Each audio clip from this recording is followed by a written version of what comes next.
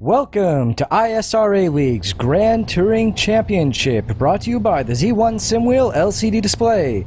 Z1 SimWheel LCD Display has the dashboards for all of the cars in iRacing and additionally some telemetry options, and makes an excellent addition to any sim rig. Check it out at z1simwheel.com. Well, it's a season opener for Season 8. This is Race 1. I'm Daniel Quaroni, and with me here are Anthony Muniz. It's great to be back this season. And Brian Carey. Looking forward to another exciting season, guys. All right, so for Season 8, we're just getting rid of the Ford GT from last season, and you can see the standings, 0 points for everyone.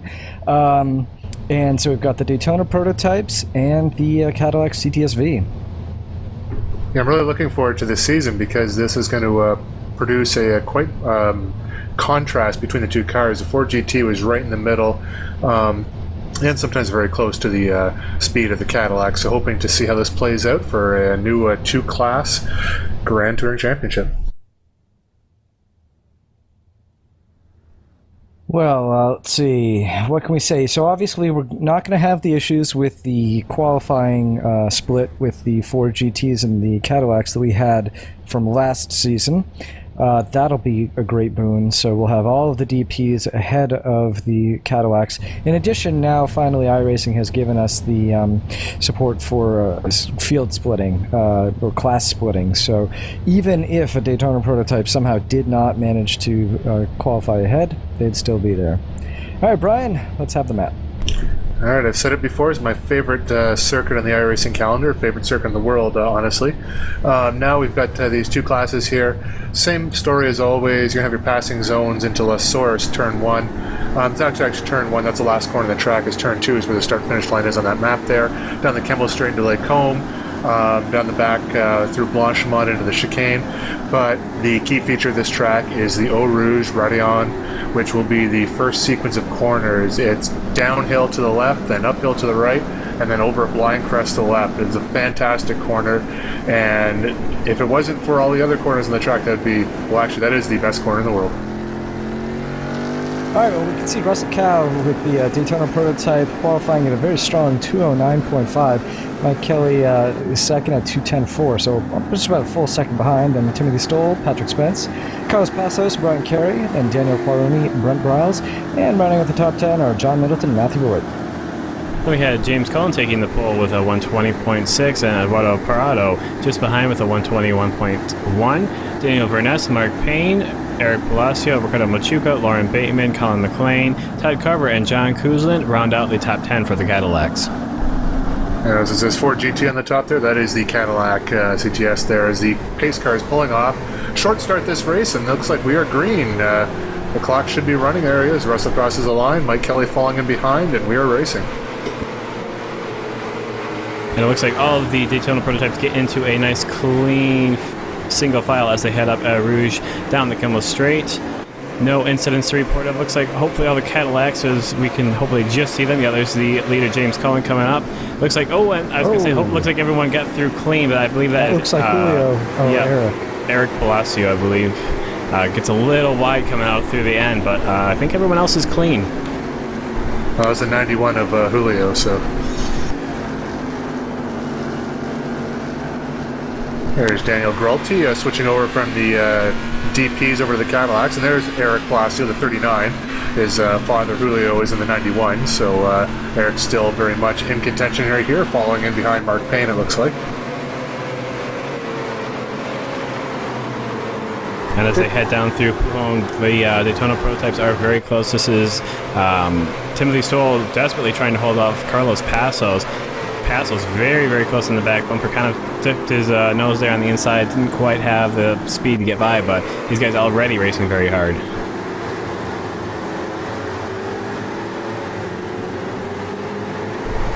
That's John Middleton right now battling with Matthew Voigt. Matthew Voigt, one of the newer Daytona prototype members. A lot of drivers shuffling this season. A few names staying the same, but a few switching. There's Jeremy Burris back up in the top class, and the number 85 Sobe Turn 1 Heroes machine right up behind Mike Young, it looks like, in the 66. was heading through Blanchimont here, very, very fast corner, slight feather on the throttle for the Daytona prototypes as we go on board with Ricardo Machuca in the 78 Cadillac. A little bit more than a lift going through Blanchimont there as he goes wide, and I don't know, well, it sounded like there was contact there as he went through. I don't know if that was him going over the curb, but Eric Palacio is by. I'm not sure. It looked like he didn't brake. I think he just lifted a little bit there, and I think he simply had too much speed, and that may have been what swung the back end around. It's a little bit more slippery once you get onto that paint out there. Also, that curve is quite severe when you get on the exit curve there at Blanchimont. If you're having any wheel lock and you're loading any of the tires going over that curve, basically when you drop off the other side of it, depending on which wheel drops off first, the front or the rear, obviously it'll affect the balance a little bit. So sometimes you'll plow on understeer or oversteer. And so the Daytona prototypes, I'm not sure who that was, but that looked like John Middleton actually. With the Union Jack paint scheme there is slow. He had a bit of an accident coming up the hill there. I don't know if he'll be damaged or not, but look out for that. Gilles Moret is down the inside of Jerry Morsdorf. Yeah, luckily it looked like everyone was able to avoid the almost not moving car of John Middleton there at the top of the Rouge. And he got going just before the front of the Cadillacs were caught up to the back of him, so hopefully no harm done other than a bunch of time lost on his part. And I know we're only on lap 2, but there's most of the Cadillacs are still very, very close. You could see at least the top 10 almost nose to tail, and this is Timothy Johnston there in the 14 looking to try and make a move there against Gary Miller. Didn't quite have it there as they head down into turn 10, the carousel there, and then the no-name corner. And then we'll go on to watch the battle between Ryan Huff and John Kelly, and this is a battle for well, it is off my timing and scoring, unfortunately. So again, this is something else with the going down to 2 classes that we have this season. The fields or the classes rather are much larger. I think there was over 20 Cadillacs entered in this race, so a lot of different cars in each class. It means should be a lot more action in each class. Yeah, we got the going back on board Mike Taylor here as he goes down the inside of Matthew Voigt. That's for 9th position. And he has that now, so Mike Taylor up to the 9th place. But it's not for long, as it looks like Matthew Boyd is going to try to fight back. One thing I'd like to point out for those of you following here, too, is I say it's new season, so a lot of drivers in different cars. And this is a good case in point, as we have Matthew Boyd and Jeremy Burris, who were in the slow class last year. And Matthew Boyd facing the wrong direction, unfortunately, coming into La Source there at the end of the lap. So, and it looks like someone got a little smack with the rear of his car as he came around as well. Like I said, the field size is because of the reducing the classes from 3 to 2.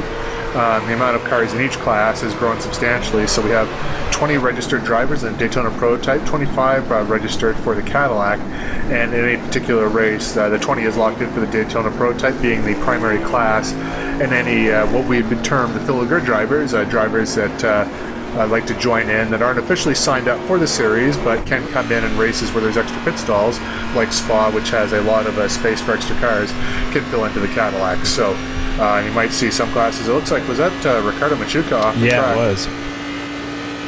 So I'd say Ricardo Machuca, front runner for the Cadillacs, is off there as we see on board with Kenny Coughlin coming up the Kemmel straightaway into Lake Home. That was a neat paint scheme there for, I believe that's Gary Schaefer in the 59. Sunkissed is very vivid colors here as we get to see some of the new paint schemes of these drivers. And you have to apologize, or I'll apologize for everyone in advance here. There's a lot of new drivers in different cars with new paint schemes, and trying to get used to all of them. Hopefully by about in the next half hour here, we should probably have a good chunk of them nailed down. Now we hop back to the battle with between Timothy Stoll and Carlos Passos. We saw Passos being very aggressive on the first lap against Timothy Stoll, and it looks like that battle is still continuing. Now we jump over to Daniel Qualroni, who makes a move up into Daytona Prototype 2, goes a little wide into the bus stop, manages to stay on the track. Oh, but there's contact between himself. I believe that was Brent Briles, also in the Daytona Prototype, and really no one's fault there, because Daniel still had while he went wide in the first part of the chicane, he still stayed on the track, and so that was totally your position to take that corner. Unfortunately for Brent Briles, that did cause a spin, and he'll lose some time because of that incident. See Brent Brow's getting over the exit curb there. That's one thing with the Spa, with a lot of tracks here, is see Brent battling pretty hard with Mike Taylor right now. Let's see if he gets into Eau Rouge first, and he does. But these curbs here, very particular to Spa. There's a lot of drop-off on the exit of these curbs. And a couple things. One of them is how we measure incidents in iRacing is if you put a wheel off the track, you'll get a 1x in the sim, just kind of way to simulate damage and safe driving. But Spa, for some reason, has a very, very sensitive 1x threshold, I guess. So you can barely put your wheel off and get a 1x. And I think part of that is due to the fact that it's Spa. A lot of these curbs, there's a drainage basically on the opposite side of the red-white stripe curb there before you get onto the green rumble strip. And because that's deemed to be off the track, and it does two things. It'll give you a 1x if you go off, but sometimes, like I mentioned on Blanchimont, there's a very, very severe drop-off going on the edge of that, and can unsettle the car quite a bit, and very hard to put the power down when that happens. Oh, there's another car off the track there. Didn't get to see who that was, but it was a Daytona prototype. Yeah, I think that might have been Patrick Spence, and it looked like he had some sort of drama coming out of the no-name corner, turn 11 on our map, and that looked like he might have had some severe damage. Yeah, that was Spence. I remember Patrick Spence there. He's in the dark blue and black car there, so he was running up front. Unfortunately, he's dropped back. We'll get back to the pits and repair that, but it may have been pretty severe, so he might have to retire that. As just on the screen there, John Rizzuto's just coming out of the pits there, obviously dealing with some damage issues. As Carlos Passos, great run through Blanchimont, but Timothy Stoll with a very good run as well going into the chicane. Yeah, I think Rizzuto's may have been the one who got smacked by, who was it? Mike Taylor spinning? I've forgotten now. Yeah, one of the Mikes. I think it was Matthew Voigt. Matthew Voigt. Matthew Voigt. And LaSource, yeah.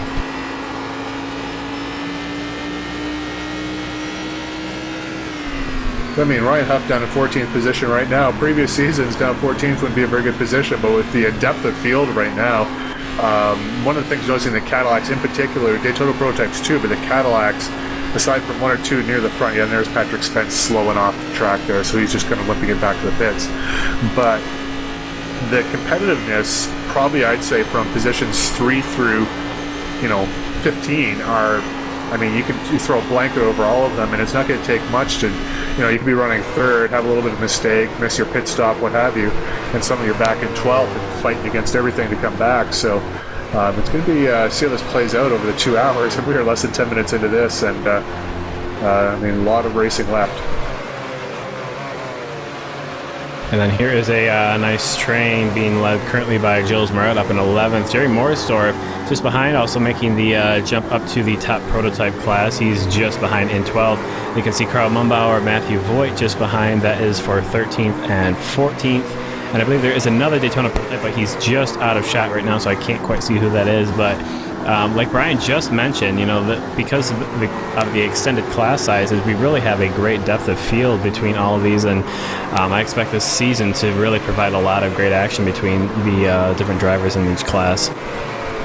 We also have a lot of orange Daytona prototypes now. I think it's Matthew Voigt, Carl Mumbauer, and our colleague Daniel Caroni there in the black and orange cars, and 2 of them with ISRA League sponsorship, so we'll try to get those picked out right now. I believe that's Carl Mumbauer in this shot just behind Jerry Morrisdorf. Carl Mumbauer with Matthew Voigt behind him. So yep.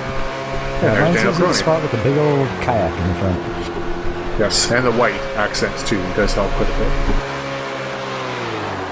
That's Jeremy Burris there. He'd run obviously the Sylvie sponsorship car in the Cadillac the season before, and the season before that in the Le Mans prototype. So Jerry Morrisdorf as well as one of those drivers who had run the Le Mans prototype previously and now back in the top class. So now that isn't really going into the chicane there. You're coming through a lot of fast sweeping corners, you're feathering the throttle, and finding your braking point for that final chicane is extremely difficult, as is hitting your marks too, because there's a big, you can see the solid red there on the inside. I mean, that is a very pronounced extra curving there, and you really want to use as much curve as possible, but if you hit on that, you're going to spin yourself out. As looks like Carl Mumbauer has lost a position to Matthew Voigt, and Chuck Chambliss is morphing in and out of this dimension right now, so that's him in the back there. He's just kind of hanging back to see how things go, knowing he has a connection issue. He's not going to push the issue too much as far as racing, which is unfortunate for Chuck, because first of all, it's a 2-hour race, and you want to be able to fight with your competitors, but at the same time too, you don't want to ruin anyone's race unnecessarily just because of a connection issue.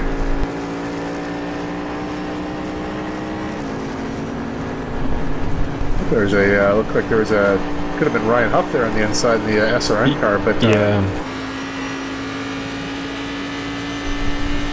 we'll get a good look here. Just judging where were they on the track, I didn't catch if it was SRN or something else. Nope, it is. As he goes by at about 1,000 miles an hour there. Actually, probably about 120 or 130 based on the speed of the Cadillac going through that corner.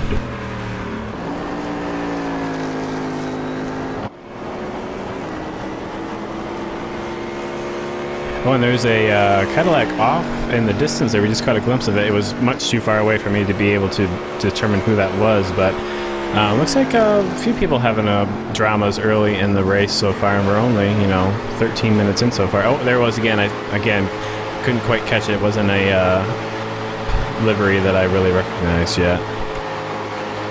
Yeah, that's one of the things too. Is this track here, depending on where you're on the track, some of there's a lot of runoff area that's very forgiving. Others there is a wall very close by. So looks like there is oh no, it's Carlos Passos. Mike Kelly is up ahead of Timothy Stahl with a slightly more purple car in the Turn 1 Heroes car, but Timothy Stahl is still holding down third position over Carlos Passos right now. And we jump back to the battle between Jules Moret and Jerry Morsdorf as they head down into the bus stop. And it looks like they've managed to lose the two other cars that were following them, which were Matthew Voigt and Karl Mumbauer. Just a lap or two ago, they were right behind, so I'm not sure if they had some sort of incident somewhere on the track, because they are nowhere in sight currently. Gilles Moret at this point running a very solid race. I know we're only about 15 minutes in, but he seems to be really taking to the Spa-Francorchamps track.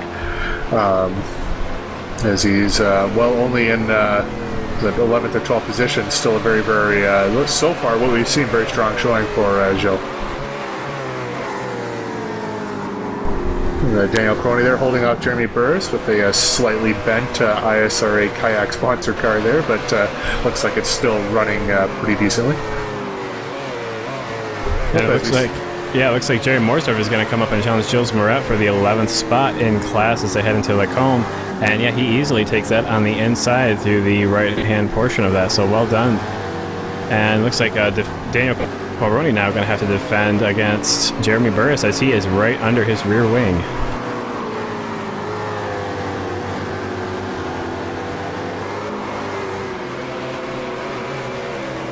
I see Jeremy using all of the track. They're just getting up onto the top of that curb, but you can kind of see how far the car raised on the right-hand side when he got up in that curb. Trying to get around the 44 of Jeff Smith there. It looks like Daniel Coroni has gone off and possibly contacted the wall a little bit, but regardless, lost the place to Jeremy Burris.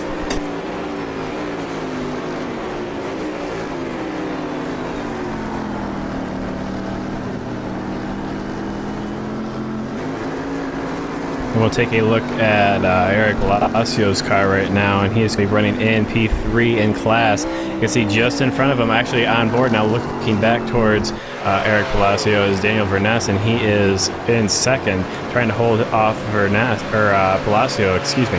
And right now, he's got about 4 seconds between himself and leader James Cullen. So Cullen able to put a fairly sizable lead in the first 15 minutes of the race so far.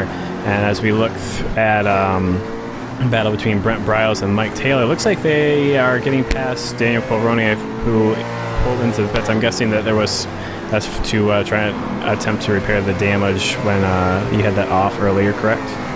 Yes, it is.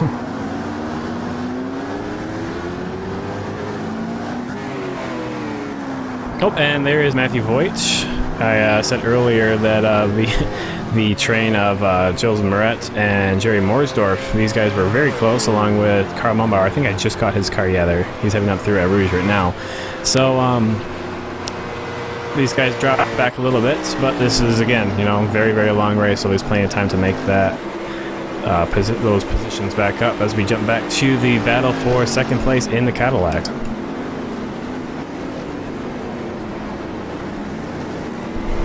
With Eric Palacio there, very, very easy to spot that car with the very, very bright green, and then I believe that's Daniel Verness in second place, and I don't think, no, I guess it's a lap car in between them, I apologize, not James Cullen, but Mark Payne, not that very much farther behind them, with Lauren Bateman, Colin McLean, another they're gapped by about 2 seconds down to a 7th, but then there's a good train of cars. So as we see on board here with Gregory Schaefer in 17th, we're just saying that the car is in the top 10, well not nose to tail, or still nose to tail, excuse me, still keeping good track of each other there. I mean, no one's getting too far away from anyone else.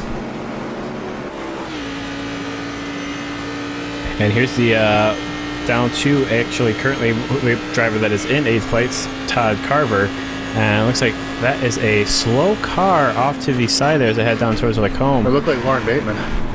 Yeah, it did actually, which is that would actually confirm what he is currently being shown in 8th place on our standing. So he had some sort of drama, apparently through a rouge, because otherwise he would have had had to have some very strange incident going down the Kimmel Straight. It must have been something like a corner cutting penalty, it seemed like, where he had to slow down and get back time from as you're going through Eau Rouge here. If you cut across the curbs here at any of these cars, you get a good slow down penalty. So yeah, it's very true. Yeah, if you cut the left-hander coming as you crest the hill, which is very easy to do, you do get a very sizable penalty given by the iRacing sim, and that's quite you lose quite a bit of time if you happen to pick that up. Well, there's Lauren Bateman right behind Todd Carver right now, so I'm guessing that's what it must have been, because he has closed right back up on there. Yeah. Led by Colin McLean in 6th place right now, but Colin is the reigning Daytona prototype champion, decided for a new challenge down in the Cadillacs, and running just outside the top 5 right now. This is a very, very tight battle here between Gregory Schaefer and Brett Van Horn. I know this is not very high up in the class. That's currently, I think, the battle for 17th. But it's a cool-looking car. It is. He's got probably one of the best-looking Cadillacs I'd say we have so far this season, and definitely a fun battle to watch. Those guys are doing some very close racing, as we also have close racing right here. Eric Palacio, he's going to get along driver's hand left side as they head down towards La Source. Oh, and we're going to jump away to the other battle in the sun-kissed car in the Cadillac. So we're going from one close battle to another. Ooh, is he going to go around the outside? Well, let's see if he can hold it there. I don't know where their car is. Yeah, he's done it. He's got it, yeah. Just checking the rear view camera that the Cadillacs have in that car. Yeah, he made that pass on the outside. That's quite a good move. And you can see, Eric Palacio, he's up to P3 in front of Daniel Verness. And it looks like he went through Eau Rouge quite wildly. You saw he took a lock runoff there by the pit exit. But he's moved up into 3rd place. We're on board with Mike Taylor. We're going to the still known as the bus stop chicane, I guess. They've reprofiled it a number of times, but the original chicane at Spa-Francorchamps there coming into La Source was actually a bus stop on the public road. I'm not sure if you can run Spa as a public road anymore. I think they've since closed it off, but they might actually run up to that point there. But however, it used to be an actual bus stop. Now they've reprofiled a number of times in the current configuration, the chicane, but still probably known as the bus stop.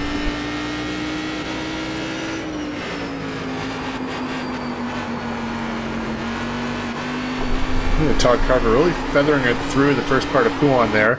And quite opposite law going through the second part of Pouan there, cut away from it, but his car was going to the left and he was turning to the right pretty severely. So for those of you unfamiliar, and I assume most of you watching are familiar with racing, but for those of you who might have just stumbled across this and thought it was pretty cool, basically when you're going around, and I guess those who have driven in snow or whatnot, going through a corner there, the rear end of the car kicks out, you want to steer into the slide, so he was turning, the car was going to the left, he was turning to the right, just trying to keep it straight, because if he did, the rear end would overtake the front, and that's how you get a spin out.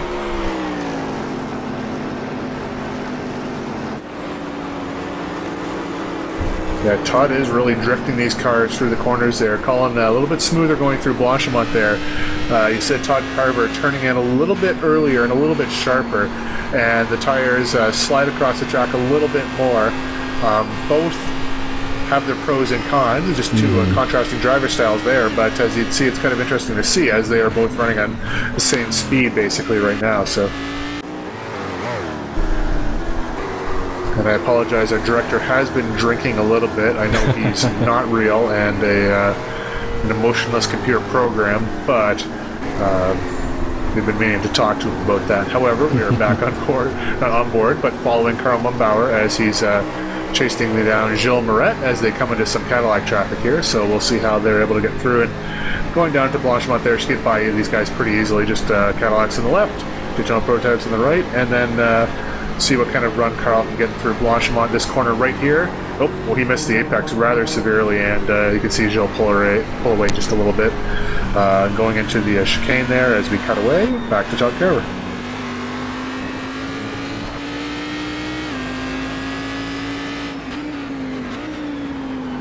And it looks like Todd Carver actually was quite a bit better, much better on the brakes there to turn 10. And as they head through here, let's see, it looks like Kyle McLean, it's taking a lot of runoff there. He did that last lap as well. It seems like he's struggling with that, and that really allows Todd Carver to get quite close to McLean as they head down into Poulon. But let's see if he gets a run coming out of the corner, because that's really where the passing zone is. I know because Colin's somewhat new to this car here. I know he's probably run it before, but he seems to be trying to make it nice and slow. There's a long race ahead of us. Not slow, but nice and smooth and steady. Where Todd Carver's had a season under his belt, able to attack the car a little bit more, but that being said, he's not able to do enough to get around McLean right now. Looks like Mumbauer just took the position from Gilles Moretz, so that's Karl Mumbauer up to, I believe, 12th place. 11th, actually, yeah. So we know that Mumbauer dropped back for a few laps there as there was a battle between Gilles Moretz and Jerry Morrisdorf, and but it looks like Mumbauer is able to climb back up, put in some good laps and make up some time, and he's able to pick up another position. The next car is in front would be Jerry Morrisdorf, and he is about 5 seconds or so off. So a little bit more work for Karl Mumbauer to do to catch back up to the next car in class, but if his current pace is anything, hopefully he'll be able to do so.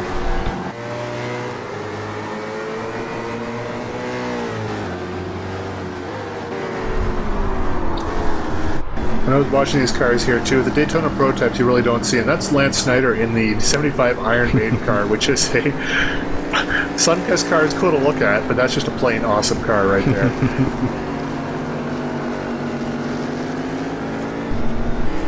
Also thinking funny that Iron Maiden in their heyday was before my colleague Anthony Muniz was born, I believe. So they were, but I do know who they are. Yes. Oh, and Mumbauer has trouble in the chicane, and that allows Gilles Moret to easily drive on by as they head down towards La Source. Oh, and this is Todd Carver. He's going to take a look on the inside of McLean as they head through turn 10. He's not going to quite do it. He was very, very close, but McLean is able to take, I guess, a little bit more speed around the outside of the corner, surprisingly, and able to hold him off. Todd Carver right on the back bumper of McLean's Cadillac, though. You also see Lauren Bateman also has closed the gap, and this is quickly becoming a three-way battle. Yeah, there's a lot of power on understeer, I understand, in the Cadillac, so Todd Carver on the inside, you can't really mash on the gas because he'd end up pushing up into a McLean. Yeah. So really have to take the outside there. McLean just be able to hold the outside, and we'll see how it goes. It's one of those things where you got to feel it out. I mean, if that's your first time in that corner going up the inside of someone, you don't want to just go full throttle and throw it in there, because likely one or both of you will be off the track. So. Yep, and we still have an hour and 34 minutes left in the race, so there's still plenty of time for this battle to play out. But there's a bit of traffic here. This probably isn't really going to be beneficial to either of these Cadillac drivers as they head down towards Blanchimont right now.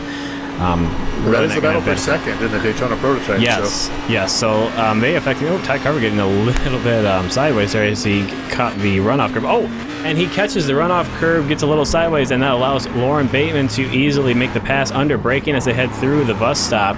Oh, and Todd Carver really hitting a lot of the curves in this last few corners, and he's lost quite a bit of time right there. You can see Colin McLean up in the distance now, just heading towards La Source, and looks like Lauren Bateman also getting quite a bit of time there. Yeah, it's one of those things where, he's probably been running smooth, battling McLean pretty hard. Suddenly some Daytona prototypes come through and throw him off his line a little bit. You lose your rhythm, and one corner after the next, you start missing your apex. So Looks like coming through this corner here, by the time he gets to Lake Calm, he'll find his rhythm again, and hopefully he can pull back up to Colin McLean to continue that battle for, well, actually it'd be Lauren Bateman, I guess, would be the next in line, so continue that battle for 6th position.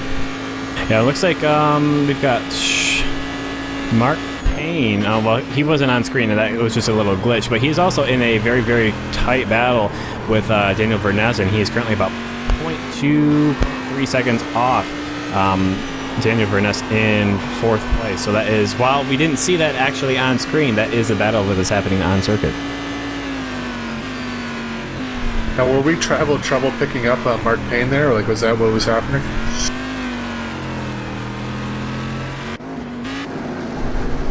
I think we had tried to go on board with Mark Payne, and noticing some similarities, trying to pick up our computer director, picking up Mark Payne, who's running the 09 right now. Same problem we had with John Rizzutos, who is running the 01. So, unfortunately, it looks like our director, any number that starts with 0 is he is not happy with, so he does not want to shoot them. So, it's Lauren Bateman now taking up the battle with Colin McLean. It was Todd Carver had his chance, didn't quite make it. We'll see if Lauren Bateman can catch up and get past the expat Scotsman. Yeah, we remember watching McLean in the Daytona prototypes last season, and that he was a very, very tough person to pass. Many times he made his prototype as basically as wide as the circuit itself, and so not even though he might not be fighting for 1st or 2nd in class right now, that really does not diminish his ability to defend his position, and he's really just an all-around. He's a very solid driver, and you can see it right there. While he might not be comfortable in the car, he's still holding a very solid 6th position, and he's really putting the. And that was that Jeremy Burris, I believe. He had some drama there through Blanchimont, so that moves Brent Briles back up to 6th place, and we know that he had that incident earlier with Daniel Poveroni right here in this very corner, and that is good to see him able to move back up the grid. Yeah, Burris is in the pits right now. Also, too, the reason we kept trying to, like you can see on the screen, Mark Payne's number keeps coming up there, is he is in a pretty tight battle with Daniel Vernez for 4th position right now, so hopefully we'll get to see that at some point. He is less than a second behind, as Lauren Bateman is also right under the tail of Colin McLean for 6th position. Yeah, like I was saying, McLean very, very tough to pass. He's a very, very solid racer in any car that he's in. And it looks like Todd Carver able to make up a bit of time on these guys. He's currently being shown about 1.4 seconds behind. Yeah, there he is right there.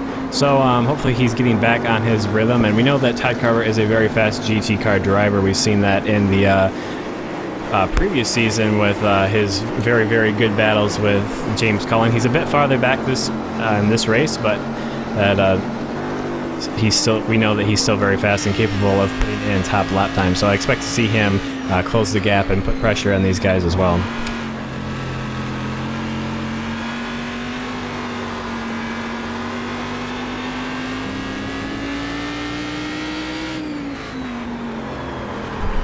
Alright, so hopefully we'll stay on board with that. Well, it doesn't look like we're going to, but go down to Matthew Voigt following around behind Carl Mumbauer. He's caught up a little bit, and this is the battle for 11th position. I think Gilles Moret's just up the road there, so yep, there he is, just up the road ahead of the shot. So battle for 10th position with a Cadillac intermixed. And it looks like that's Anthony Muniz in our Kaiser Racing. First shot of our broadcasting colleague dropping out of the Daytona prototypes this season, going to head to the Cadillac and kind of split the Kaiser Racing GTC effort by class a little bit. Yep, just decided to diversify, I guess, for this season. But we've still got a very, very tight battle here, and this is quickly becoming a... Well, I was about to say quickly becoming a throughway. It looks like Lauren Bateman did a good job to save his car there as he got a little bit of oversteer coming out of the source. But Todd Carver about a second back from Lauren Bateman, so this is very quickly becoming a three-way battle between Bateman, McLean, and Todd Carver. And see, Oh my god, that was very close. McLean deciding to go on the driver's right-hand side of that back marker Cadillac as it came out of Air Rouge, and that was very close. He could have easily went right into that guardrail. Yeah, just the timing of that. I think he caught, that was Jeff Smith in the 44 there.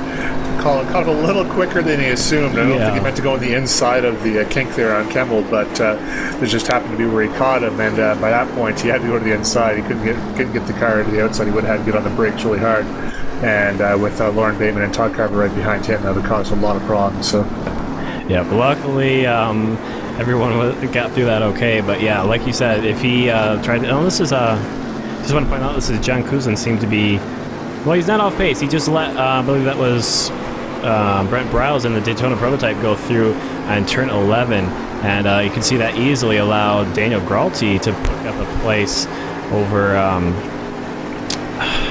John Kuzlin. That was for 9th. So possibly John Kuzlin being a little too nice there and letting that Daytona prototype through. But still, long race, so he can easily make that position up. Well, sometimes it don't matter being nice or whatever. As Daytona prototypes get ahead of steam, you get on the inside of someone, and just got to get there. But also keep in mind too, this is John Kuzlin's first race in quite some time in one of the slower classes here. So he's been used to being in the Le Mans prototype and Daytona prototype last year. So he's the one used to doing the lapping, not being lapped. So we'll see if Thomas Stockmans can get past John Kuzlin here. Thomas, one of our a couple seasons ago, dominating the Ford GT class. Whatever race he could enter, he's one of the very, very fast drivers, but currently struggling a little bit. I hesitate to say struggling, but just a little bit down in 11th place right now.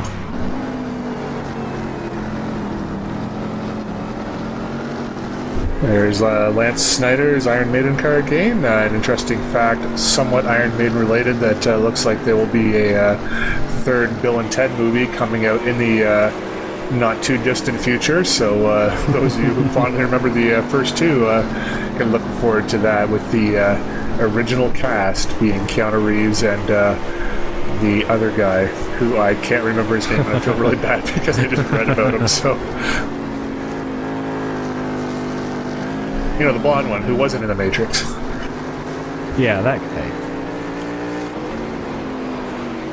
Oh, and here is a massive gaggle of prototypes and Cadillacs, and you can see there's who is that? I think that's Sean Cuthbertson up there. That was the lead Daytona prototype, and then there was Jerry Morrisdorf just behind, along with Daniel Qualroni, but he's unfortunately not on the lead lap because he had to pit to repair some damage.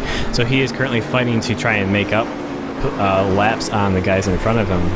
Oh, there's Mark Payne. It looks like Mark Payne's past Daniel Verness. Oh, and Verness, wow, that was close. He did a good job saving that. That was Poohone right there. And there's a lot of runoff there, so even if he did spin, hopefully he would have been okay. But this is we're going to jump back to a prototype battle here. This is Brian Carey. Has a very, very good run on the back of Carlos Passos. This is for 4th place in class. And Carey able to pick up a few positions. Oh, and it looks like Passos has an issue through the first part of the bus stop. Carey right on the back of his prototype, not gonna quite get it done. You can see Passos defending there on the inside. Ooh, and Brian Carey thought about making a dive down towards the inside there, or just trying to do a little psych out there for Carlos Passos, but these are two top drivers in prototype, so I expect this to be a pretty good battle. Actually, just trying to avoid running up the back and going into the source. Yeah, he did. He probably should have left at least a car length. You know, that's kind of, if you're going to defend the inside, that's kind of the general rule if you move back towards the racing line. But nevertheless, both drivers were able to get out of that without incident and continue battling on throughout the race. And this is a battle that's been going on for quite some time. I know it's not up in the front of the class, but Brett Van Horn and Lance Snyder have been pretty much, you know, about this distance apart for the better half of the last 20-25 minutes or so. You can see Daniel Verness getting sideways through a Rouge. Oh, and he gets squirrely as he exits the corner as they head down towards or on the Kimmel Straight. And he seems to be pushing his car very hard right now. I'm not sure, I can't remember what nationality Daniel is, where Verness comes from, but whatever it is, Verness is whatever language for no rear end grip.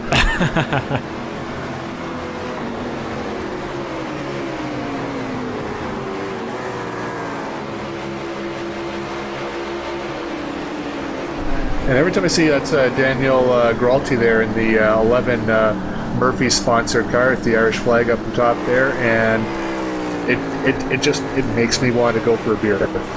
It just does. I had the same thought. Irish pub. Yeah, that is Murphy's Irish pub. Yep, so that's perfect thought.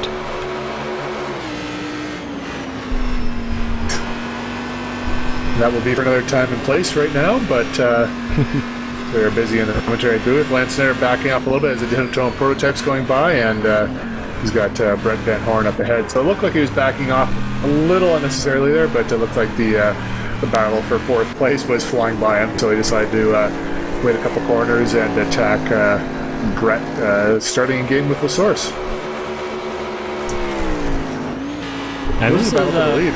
Yeah, this is the battle for the lead in Cadillacs, as James Cullen, of course, is currently leading, but not by much. This is Eduardo Prado. I hope that's how you say your last name. I apologize if it's not, but he is a new driver to the ISRA. This is his first debut race, and what a showing. He is, battling hard for the lead against, a competitor that is super quick in GT cars. Yeah, James Cullen's basically been a GT specialist the last couple of years, winning championships in both the Ford GT and the Cadillac in consecutive seasons. So this is his first season in some time. I think actually maybe first season ever where he's done the same car 2 seasons in a row. So he will not be an easy customer to get past. But and I have to say Matthew Voigt's car is pretty cool. It is not actually on fire, folks. That is just a paint scheme, and although it may be radioactive, I'm not sure. I didn't get the press briefing on that one, so we will stay away from it. Don't touch it, but it is a cool car, and Matthew Voigt is in 9th place right now in the Daytona prototypes. We go on board with Kenny Coughlin as he heads down into La Source, and he moves up to 11th, so that means that there are some sort of pit stops happening in Cadillacs, which he obviously passed someone while they were making a pit stop. Yeah, even though not required by the fuel tank, just the timing of it looks like that most people will probably be pitting right now. That's one thing that's a little harder for my feeble brain right now to calculate the pit stop strategy here, because it is a 2-hour race and it will be a 2-stop race for these classes here. So basically my theory going into it as a driver was, as we're on board with Anthony New this year, we're following him around in 12th place. But basically my theory was just tank it up, fill it up when you get the stop, tank it up, and then by that point I should have a good idea of mileage and just put about that much in to make sure I get to the end of the race. So. Yeah, for the endurance races, it's not quite as crucial to have a very specific fuel strategy, at least for these cars, because any advantage that you might gain by, say, not running a full tank of fuel in your opening stint or your second stint or whatever it might be, it kind of balances out because it is a much longer race. So fuel strategy is pretty much, that was how I did mine too. It was basically fill it up and then run it until it was empty, and then fill up as much as I needed to make it to the end of the race. So for these endurance races, at least for myself, maybe there are more people that are more competitive or more smart out there that work out to the gallon or whatever it may be, how much you're going to need to finish the race. But I don't put much stock into that. As you can see, Colin McLean, not sure if that was intentional that he decided to pull into the pits right there, but he did have a bit of a drama going through the right-hand portion of the chicane, and then he pulls in to make his first pit stop. Now this pit lane here, because it's the endurance pits, you enter in the bus stop, you don't exit until the top of Eau Rouge. Yeah. So it is a ridiculously long pit lane at a very, very slow speed. So, if you're able to make one less pit stop in the race, it'd definitely be advantageous, but I don't think that's even on the cards for any of these cars. It'll be 2 stops for everyone around. Yep. Yeah, you can see those cones right there as they head down towards the start-finish line.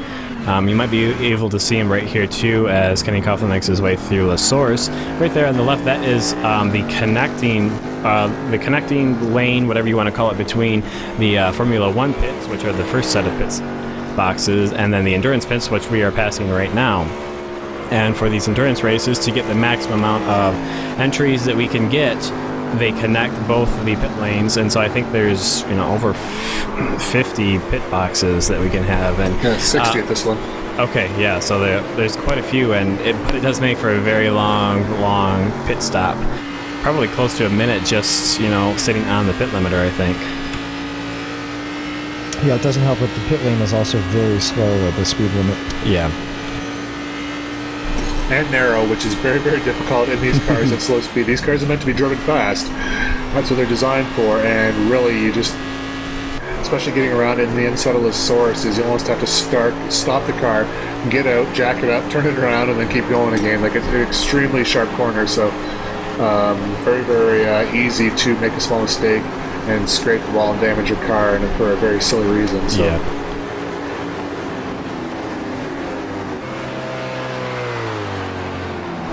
That was really strange. Mike Taylor just let Mike Kelly by. I don't know if Mike Kelly had made his pit stop and Mike Taylor hadn't, but no, I guess Mike Kelly must have, because he's dropped back a little bit.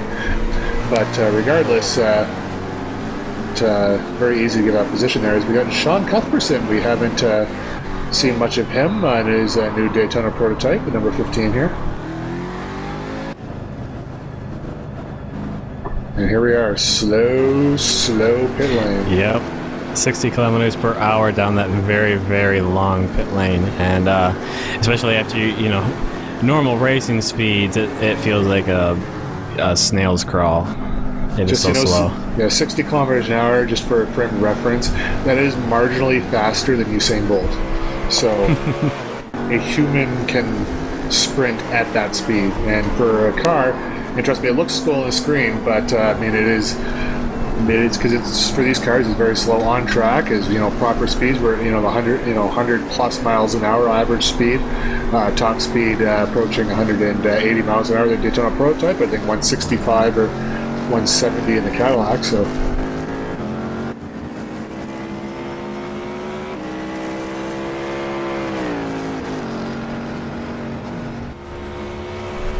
follow along with Kenny Coughlin here as he goes through Eau Rouge.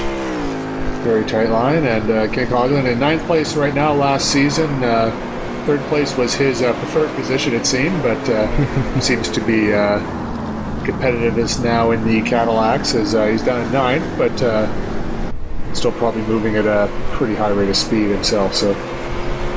And here's a pretty interesting battle right now. We've got the actual battle for position up between Brian Carey and Carlos Passos. That is for 3rd place currently in class. And we also had Gilles Moret, who had made his pit stop already, or his first pit stop already, and he was, basically on the border of being lapped by those two guys right now. So that's quite interesting. And you saw on camera that Carlos Passos and Brian Carey were, basically nose to tail. So hopefully that they're able to get by the Cadillac and then the lapped car of Gilles Moret without any issue, so their battle can continue. And Colin McLean, after he made his pit stop, is in 12th position, but he's got Lauren Bateman still behind him, so very successful pit stop there for McLean to be able to keep him as one of his main competitors behind him.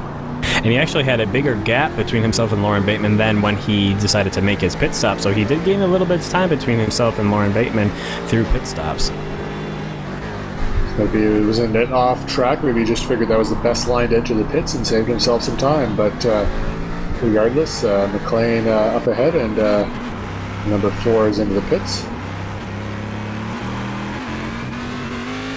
I forget who the number 4 is. Is that Bateman? I'm number 4 this season. Oh, and Anthony Nunez was in the pits there, so.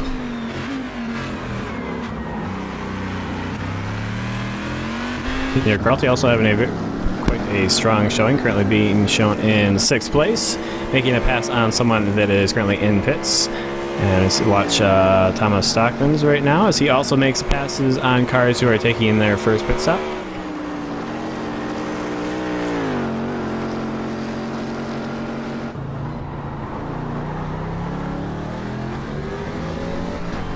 Now on board with Carlos Passos, and he continues to try and hold off the number 79 of Brian Carey. And these guys, he makes a pass of someone also in the pits. I believe that must be Russell Cow, who was leading the race when he made his pit stop. So Carlos Passos still has yet to make his pit stop, so he is currently falsely elevated up into P2 in class. Timothy Stahl also as well is in there, just a few seconds, under 3 seconds ahead of Carlos Passos right now. So Timothy Stahl was in third place. Russell Cow and Mike Kelly were the two protagonists up front, and Russell Cow at the moment has an approximately, Russell Cow just in the pit lane right now, so we'll see how he comes out in relation to Mike Kelly. Yeah. But Timothy Stoll picking up a bonus point for leading a lap, so that is also very important when it comes down to championship points. Every point will help. I have a feeling this season is going to be quite close.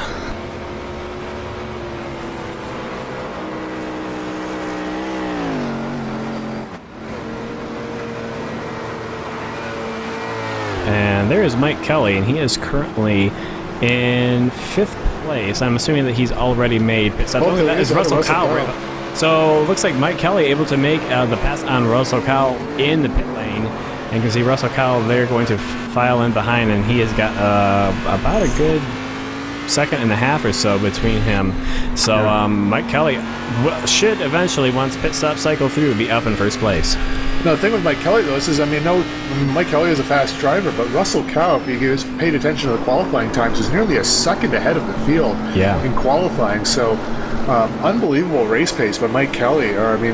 Russell Cow, he was, you could tell by the gap that he had held. He was flying, he was not driving slowly by any means, but someone who qualified in 2nd place, almost a second behind the leader, is now leading him 5th place right now. But when these pit stops shake out, he will be in the lead. So, as Timothy Stahl has entered the pits, as well as Carlos Passos. Along with Brian Carey. So we just need Brent Briles to hit the pits, and then Mike Kelly will take over the lead once again.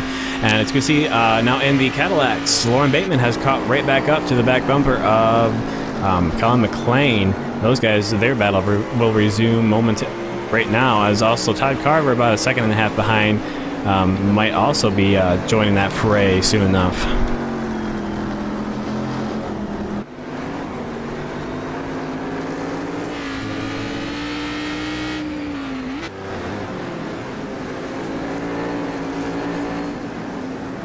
Here is Brent Briles right now, and he's going to hit the pit lane. So that should be all the Daytona prototypes now making their first pit stop, and that means that Mike Kelly will come around to inherit 1st place after making a great effort in the pit lane to get ahead of Russell Cow.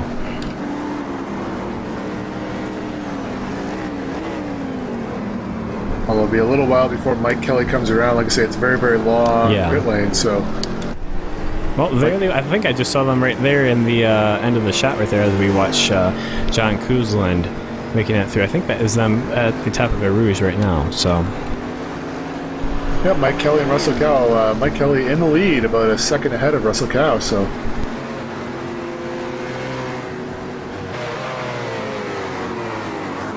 you can see this looks like Daniel Gralty right now exiting pit lane, and we can see John Koosland just behind. So these guys are going to... Ooh, that was very, very close there. It looked like John Koosland was going to make a dive up the inside to try and get around Daniel Gralty as he was making his way through Lacombe.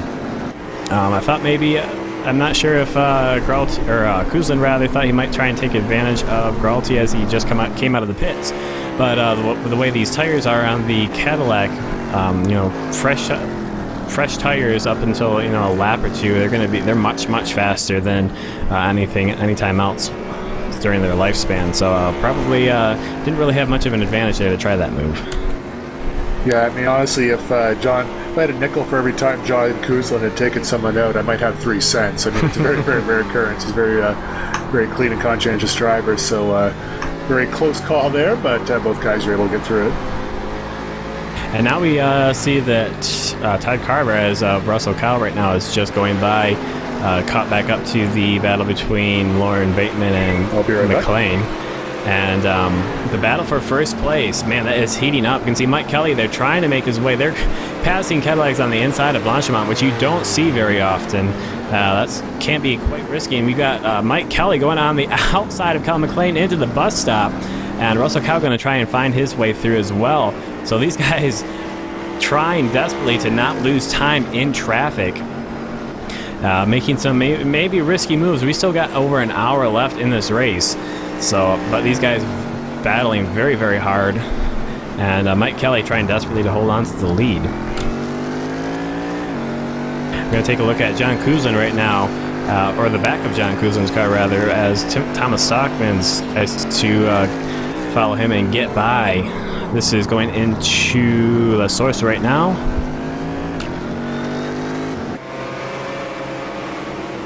And you can see Daniel Galti just ahead of them. So this is also, we've got basically two main battles right now going on in the Cadillacs, and they're both groups of three. We've got McLean, Bateman, and Todd Carver, and those guys are battling for 6th, 7th, and 8th. And then we've got another group.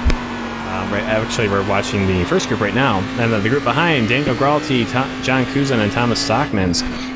Those guys also very close, battling for 9th, 10th, and 11th in class.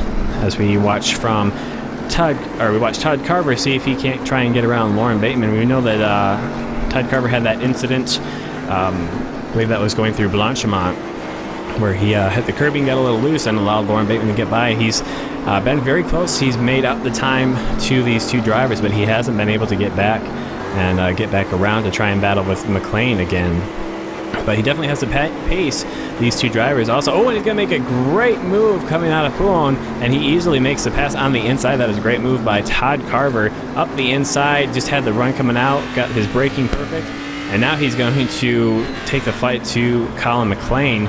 As soon as I said he hasn't been able to get back up to McLean, he proved me wrong and is able to get back past Lauren Bateman. So that splits this battle up a little bit. There's now a bit of a gap between these three drivers, but I have a feeling with the pace that they've shown so far in this race that should close up fairly quickly.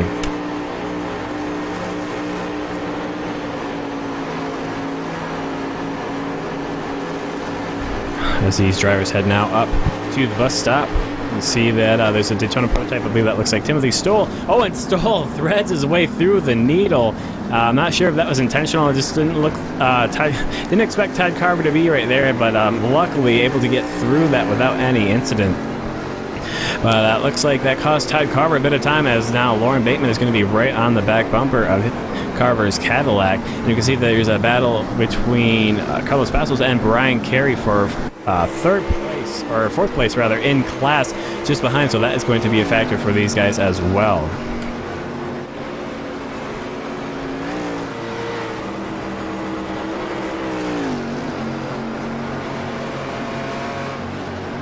You can see Lauren Bateman there using all the curbing there as they head through Eau Rouge, trying to get the most speed he can as they head down the Kimmel Straight. Using the draft as... Oh, and you can see Carlos Passos is going to make a pass on the inside. They're not going to be able to get past Todd Carver, and he's probably going to be stuck behind him at least until they get to turn 10. Although Brian Carey also going to get stuck behind Lauren Bateman. So really not going to help Brian Carey out at all as he gets stuck behind Lauren Bateman. Although Passos is now by, and we've got Brian Carey behind. Oh no, he gets by. Never mind. I was going to say he was also going to get held up there through the no-name corner, but he's able to get by and resume his chase of Carlos Passos. As we go on board now with Lauren Bateman as he tries to catch back up and resume his battle with Todd Carver. I have finally made it back. Well, you've missed a few things. We've had Todd Carver make a great move coming out of Foulon to get around Lauren Bateman, so that moves him up, and meanwhile Colin McLean has managed to pull about 2.5 seconds ahead of these two drivers. So he's loving these guys battling right now because that allows him to drive away.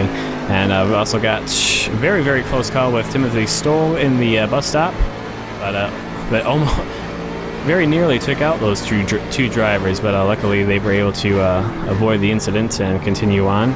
So we head now on board with Karl Mumbauer, and he is chasing down who that looks like Jerry Morsdorf. And this is a battle for 9th place in class. And that looks like another Daytona prototype in front, but I'm not sure if that was that driver was on the lead lap. And it also looks like, too, that Eduardo Prado is leading the Cadillacs right now by about 2 seconds. So, yeah, unfortunately, we didn't catch that on camera, but yeah, that is fairly significant because we know that Cullen was leading at one point by about 4 seconds, and then there was they got very close, had a great battle, and looks like Prado was able to take the lead with Cullen 2 seconds behind right now. So that's fairly significant for Cullen. We'll see if he can't make that back up and turn that into another great battle for the first place in Cadillacs.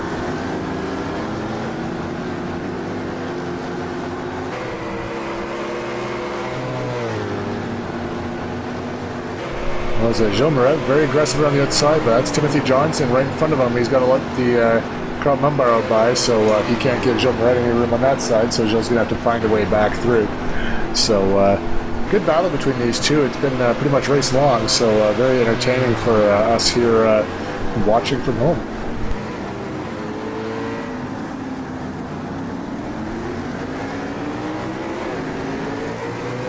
And this is actually pretty much a three-way battle there. You saw the Daytona prototype of Dre Morsdorf just in front. As you can see, yep, right there, getting around that Cadillac. Ooh, and Gilles Moret tries to dive up the inside as they head through the source, and it works. He forces Carl Mumbauer to go very, very wide.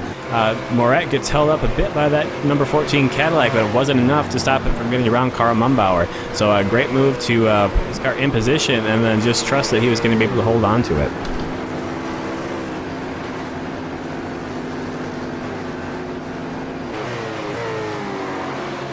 Though Mumbauer gets a great run as they head through a Rouge. He's going to pull up on the inside of Moret as they head down towards Lacombe, and he easily has the pass there as they head down the back straight. He had the pass before they even made the turn in. It was a good back and forth battle there. Let's see if Gilles Moret can get back by Carl Mumbauer here, but I think next time we come up with any sort of traffic here, it could switch things all around again, and it's allowing Jerry Morsdorf to pull ahead just a little bit, about 3 seconds up the road right now.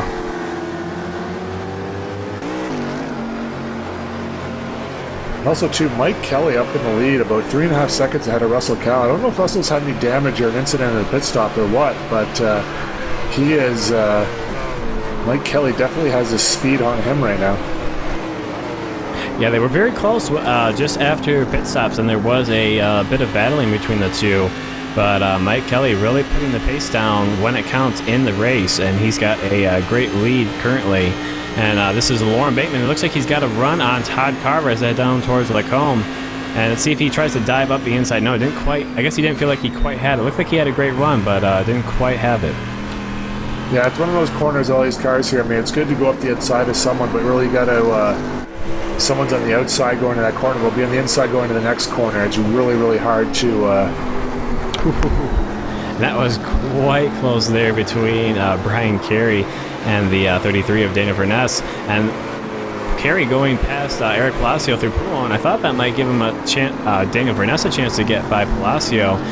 You can see didn't quite happen, but Verness right on the back bumper of Palacio right now. These guys have been battling for a few laps now, very close nose to tail like this.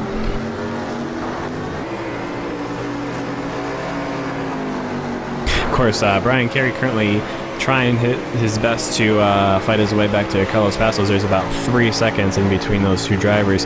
We know at one point they were pretty much nose to tail, so hopefully Carey can make up that 3 seconds between those two drivers and have that battle resume. As you can see, both drivers in the Cadillacs go very wide through Blanchimont there, but no harm done. Usually it's if you try and stay on that curbing is where the issue might come in, but if you know that you're gonna hit the curbing, it's better just to kind of go off track and not try and deal with the curbs.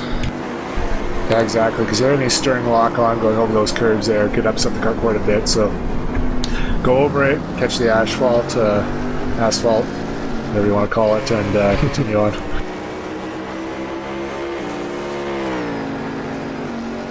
I don't know if I relayed this story before last year, because I know I do say asphalt a lot when, I understand it's, asphalt, but I think back in the used to watch IndyCar back in the days when Danny Sullivan was a commentator, and he really, really pronounced the ass in the asphalt. So for some reason I kind of rebelled against that. And,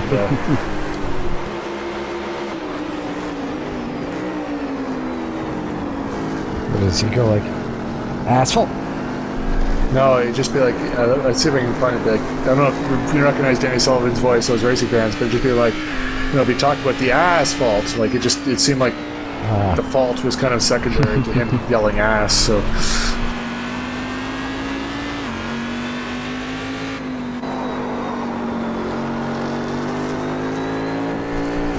yeah, and actually that sequence there, I had dropped back quite a bit of time, but noticing, kind of forgetting that it seemed like quite an aggressive pass there, but I'd already lost about just over 2 seconds behind these two guys battling hard, so I wanted to make sure that they saw that I had intended to go through at that point.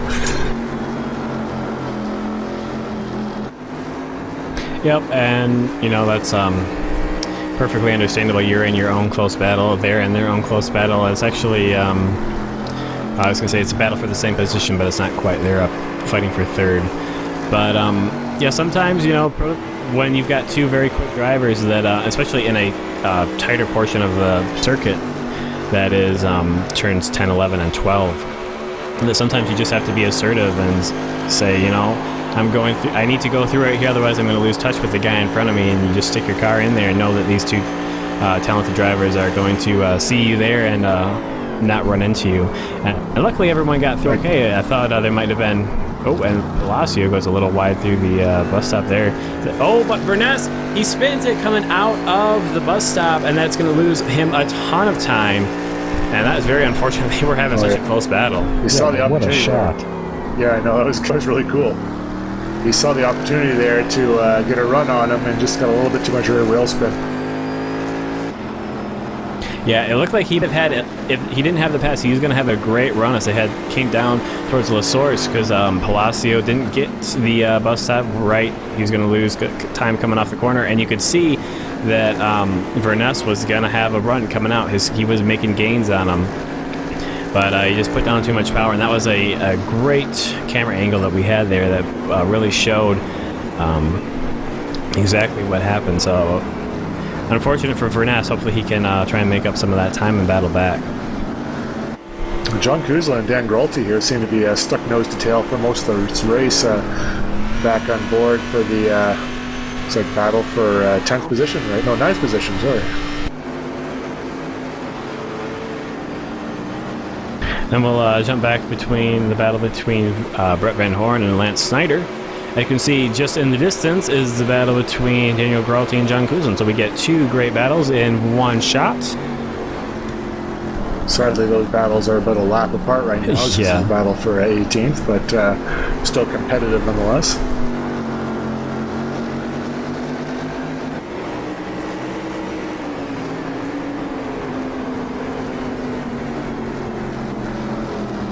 And again, the last time we looked at this battle between Snyder and Van Horn, they were pretty much this distance apart. And you can see Lance Snyder might gain quite a bit of time here as Brett Van Horn really missed his apex there through no-name corner. But looks like Snyder might be going a little bit, well, I thought he might be going a little bit slow to let the car behind go past. But looks like the Daytona prototype of, was that Brent Briles? I was trying to look in the rear view camera that he had to try and determine, so it's a little bit hard, not quite the most clear image. Well, this will be interesting because we have two very, very close battles, but like Brian said, they're a lap apart. So theoretically, these guys, Lance Snyder and Brett Van Horn, need to yield for these two guys, Daniel Gralti and John Kuzlin, who are also battling just as close as they are. So this will be quite interesting. Let's see how Daniel Gralti negotiates it, since he's going to be the one that's going to have to be making the passes first. Yeah, this is one of those things, confusion kind of sets in kind of what the protocol is, because when you're racing a faster class, I mean, what you typically do as a Cadillac is you hold your line, let them make the run on you, and then see where it ends up, because let them kind of take the initiative and don't let them by, but if they do make a move, give them the space to do so. However, when you're in the same class as Vernessa's back up on Mark Payne here, trying to catch back up. But when you're in the same class, typically you really got to help the guy out because you're running the same car, same top speed, same theoretical cornering speed.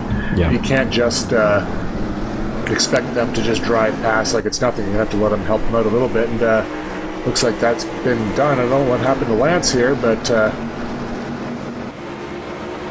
where'd Lance go? Yeah, unfortunately, he's not on our timing and scoring, and I couldn't catch him at the back of that camera angle. So it looked like he was going to take a normal line through the bus stop. I'm not sure if he had a similar incident or an incident similar to Brett Van Horn. Yeah, I still haven't seen him crest the Rouge. So unfortunately, Lance Snyder having some sort of drama there as he was being lapped. But right now we're going to jump back to we'll jump back to the Daytona prototypes of Carlos Passos and Brian Carey. And as I said, hopefully Brian Carey will be able to catch back up, and catch up he has. He's now nose to tail with Carlos Passos, making up about 2.5 seconds in about 3 or 4 laps since we've last checked. And Carey seems to definitely have the pace, easily making a pass on Carlos Passos. Oh, let's see, he goes wide. Never mind, he didn't easily make that pass. Thought he might have it. As I head into okay, yeah, I thought it looked like as I was watching that pass, it looked like Passos was quite off pace or just letting you by. But yeah, that was a close call there. No, in that instance, I missed my braking point and dove to the inside in hopes that I would not hit anything, Carlos in particular. So luckily we got out of that and played another day. Yep, looked like he hesitated his turn in just enough to not turn into you. So luckily that continues, and you did just checking from our time and scoring, looks like you're about 0.8, 0.7 seconds away. So didn't lose too much time, and you've managed to make up, about 2.5 seconds or so in the about 4 laps. So we should see that battle continue here shortly.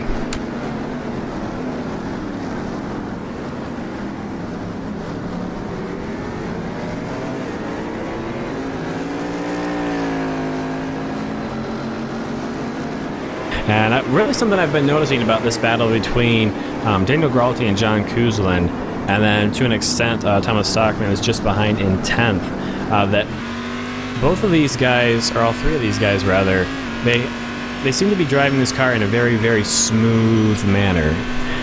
They seem to share very similar driving styles. I want to go back to the example between Colin McLean and Todd Carver, where Carver seemed to be really trying to slide his car through the corners and getting a lot of oversteer coming out. And I think we saw McLean, I think, driving the car similar to these guys, where they're being much more smooth.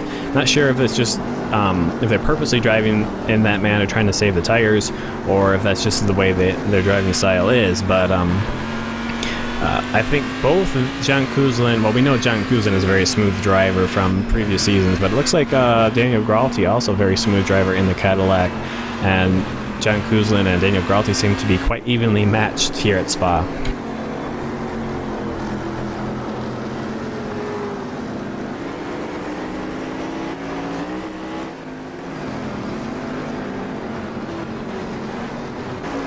Looks like they're kind of morphing in out a little bit there, but seem to have caught back up. And so John Kuzlin last year running the CTC car in the Daytona prototypes. Now this season teaming up with Lauren Bateman, both running the Cadillacs this year, and hopefully helping each other out. Unfortunately, Lauren not factoring in right now, but as season progresses, I think both those guys should be a potential force in the championship. When it's very close now between Passos and Carey, so down into turn 10. It's getting around Anthony or yourself there. That's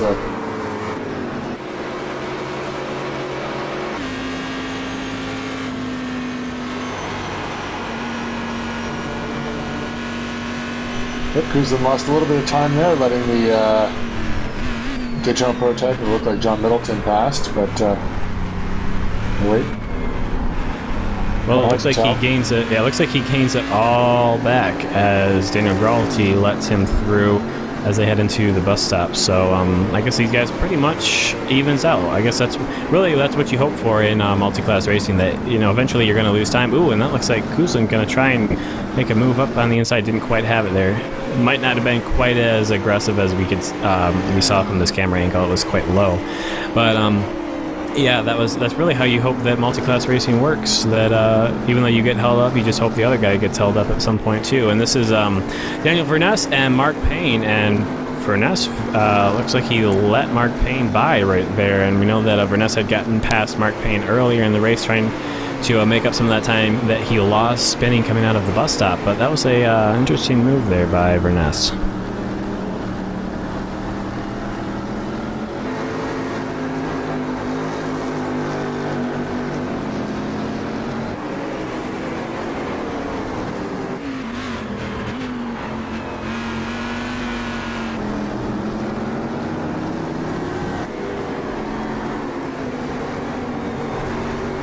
Looks like we're going to have a couple Daytona prototypes coming up on this battle here for 8th place in Cadillacs between Gralty and Kuzland. And that looks to be Jerry Morsdorf, and I couldn't quite catch the other one, but that's, let's see. No, it's not another Daytona prototype that is on the lead lap battling with Morsdorf. So hopefully it won't be too intrusive to get by, since there is a bit of a gap between his battle. But again, I'm not exactly sure why Verness let Mark Payne by right there, because he seems to be faster than him overall. But that's again, just kind of interesting why he did that move. Yeah, he seems to be cooking the tires pretty regularly. So, I'm not exactly sure what that was right there. Was that Matthew Voigt that was sideways as they head down towards Blanchimont? I don't know. It happened so fast. All I saw was that Kuzland dive to the left-hand side there, and Carl Mumbauer turning and praying all at the same time. Well, whatever it was right there, that was some excellent heads-up and avoidance driving by Mumbauer and Kuzland, and luckily, I think everyone made it out of there alive without occurring any damage, except for possibly whoever the spinning car was. And unfortunately, we weren't able to see that. Oh, and Mumbauer. So he made a great move to avoid a spinning car, and then spins his own car in La Source, unfortunately.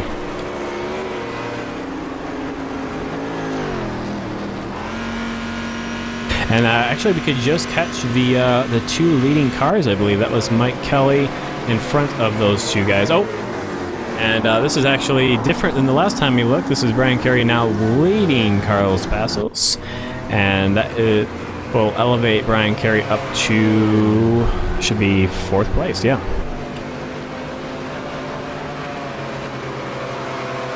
Looks like Carlos Passos has a bit of damage on the front. Oh, and that is John Kuzlin off at Lacomb's. Yeah, that is Lacombe, isn't it? Yeah, the exit. Yeah, so that will separate the battle there between himself and Daniel Gralty. Not exactly sure what happened, since we just caught the aftermath. But Thomas Stockman was able to get by, and he is currently about... well, he's a long way off of Daniel Gralty now, so he's lost a lot of time. And Daniel Verness is coming back on Mark Payne again, as Mark Payne got a little squirrely going into Blanchimont there, but you can say it looks like these guys are going to yo-yo back and forth a little bit. I think it looks like Daniel Verness has the speed on Mark Payne, but we made the joke about Verness meaning no rear grip. He seems to be cooking those rear tires at times, and we saw from his spin out there before and other events that is that Russell Cow running slowly. That's Timothy Stahl coming up right behind him. Looks like he might have some severe damage on the driver's left-hand side of his car. Yeah, and he is, yeah, look at that. Looks like some significant damage on that car. And Stoll able to get by easily.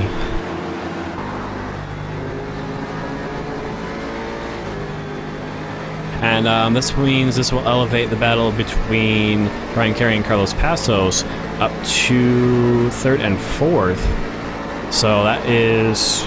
yeah, that elevates Timothy Stoll to 2nd, and then soon to be Brian Carey 3rd, Carlos Passos 4th, and Brent Briles in 5th. Yeah, and there is that is Russell Kyle pulling into the pits, along with Jerry Morrisworth, Gilles Moretz. So I don't know. They seem to have significant damage on the same side of their car. So that, to me, that doesn't say that they've hit each other. Maybe they hit another car, Cadillac, perhaps. Hard to say, but regardless, both of them in the pits with damage. So I think they took turns there on smacking on the Cadillac. I don't know. I can only assume, but it seems a bit odd that they're both pulling into the pits at the same time with the same sort of damage. Well, it is also pit window time, so it's possible that one of them may have been driving around with that damage and not really be affected by it. I don't know if you look at my car at some point when I come around. I'm running right there. there. It is. Speaking of it, hopefully we get a better look at it. But I've got some pretty significant damage up there, but it's really not slowing it down at all. It looks like the right side has been compressed a little bit, probably reducing the surface area up front of that car and, maybe losing grip probably pretty quick in a straight line. So, no, actually it was the opposite. I did lose a couple miles an hour in the straight line, but absolutely no impact on grip. That's a tough position for Mark Payne there because he can't brake so late as to run to the back of Mike Taylor, but at the same time. And that looked like Verness might have spun the car around again coming out of the source. So he definitely got it sideways. I'm not sure if he saved it or not, though. That was a bus stop. Yes, my mistake. The bus stop. Well, I'm looking at the timing, and he's maintaining 2 seconds behind Mark Payne.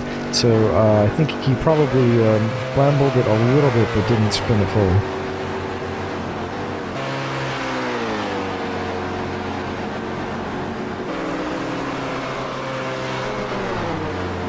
And as we watch Carlos Passos here, you can see the man that he is trying to catch, Brian Carey, going basically in the grass around the battle between Ryan Huff and John Kuzlin as they head into the bus stop. That was quite a move, and he didn't even spin it. And getting past both those Cadillacs, yeah, that was pretty impressive. Or was he past one already as he entered there? No, I think they were. They looked to be, side by side going into the bus stop, and Carey able to go around the outside, basically in the grass, to get around them. Again, trying to recall that move, and if I recall correctly, they went side by side unexpectedly coming into the chicane there, and luckily I didn't touch either one of them because that could have been the end of a lot of races there. Well, yeah, that could have. You were lucky not to spin the car if you got the tires on the grass there. That was not a thought-out, planned move, I guess all I could say. Well, here's a battle we haven't really seen all that much of. This is James Cullen, and he is currently, we're on board now, chasing down Eduardo Prado, who is, leading the class, actually, and we know that Cullen was about roughly 2 seconds behind at one point after their first round of pit stops, and now he's managed to pull his way back up. So Eduardo really has the pace so far, and this looks like Lauren Bateman pulling into the pits. Looks like he has might have some damage. That car looks like it's cragging a bit to me. And there it is. Yep.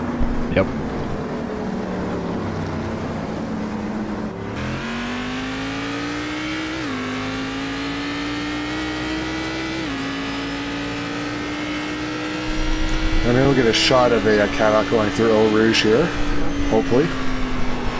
Yep, a little bit of a lift down a gear, and then trying to power it up the hill here. It's really hard to go through this corner here in any class because you're going over the crest. It unloads the tires in a very strange way. Like, as you're going over the crest itself, going up the hill, you'll compress the front tires, and then going over the crest, you compress the front tires, you get more grip in the front. But then as you go over the top of the crest, it'll unload the front tires, thus unloading them, less grip, and it changes the balance from one to the other really quickly. So. And we see Brian Carey deciding to make his final pit stop, so that will elevate Carlos Passos up to third place temporarily, depending on how the second round of pit stops plays out.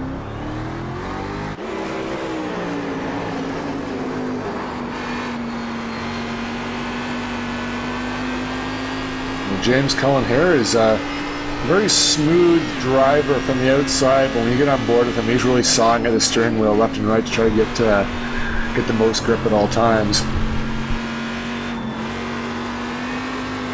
So one of the things you see from some drivers when you get to telemetry traces and whatnot is some drivers it's just like a nice smooth line, and others are always attacking the grip. You get right up to the limit of grip and try to push it just beyond, back off a little bit and keep going back and forth, just kind of like trying to keep the car just over the edge or as close to as possible, whereas some guys you'll see very, very smooth movements of the steering wheel. It's not like they're even trying, and it ends up being about the same visually from the outside. So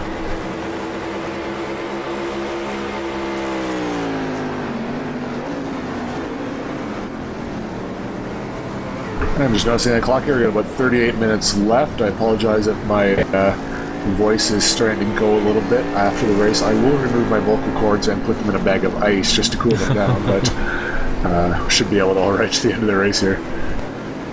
All right, and Eduardo Prado makes his final pit stop. That will temporarily elevate James Cullen back up to first place. It'll be interesting to see how those pit stops play out and the positions that those two drivers come out after their final round of pit stops, as they're quite close right now going into the final stint. So it'll be interesting to see how well each driver does their pit stop.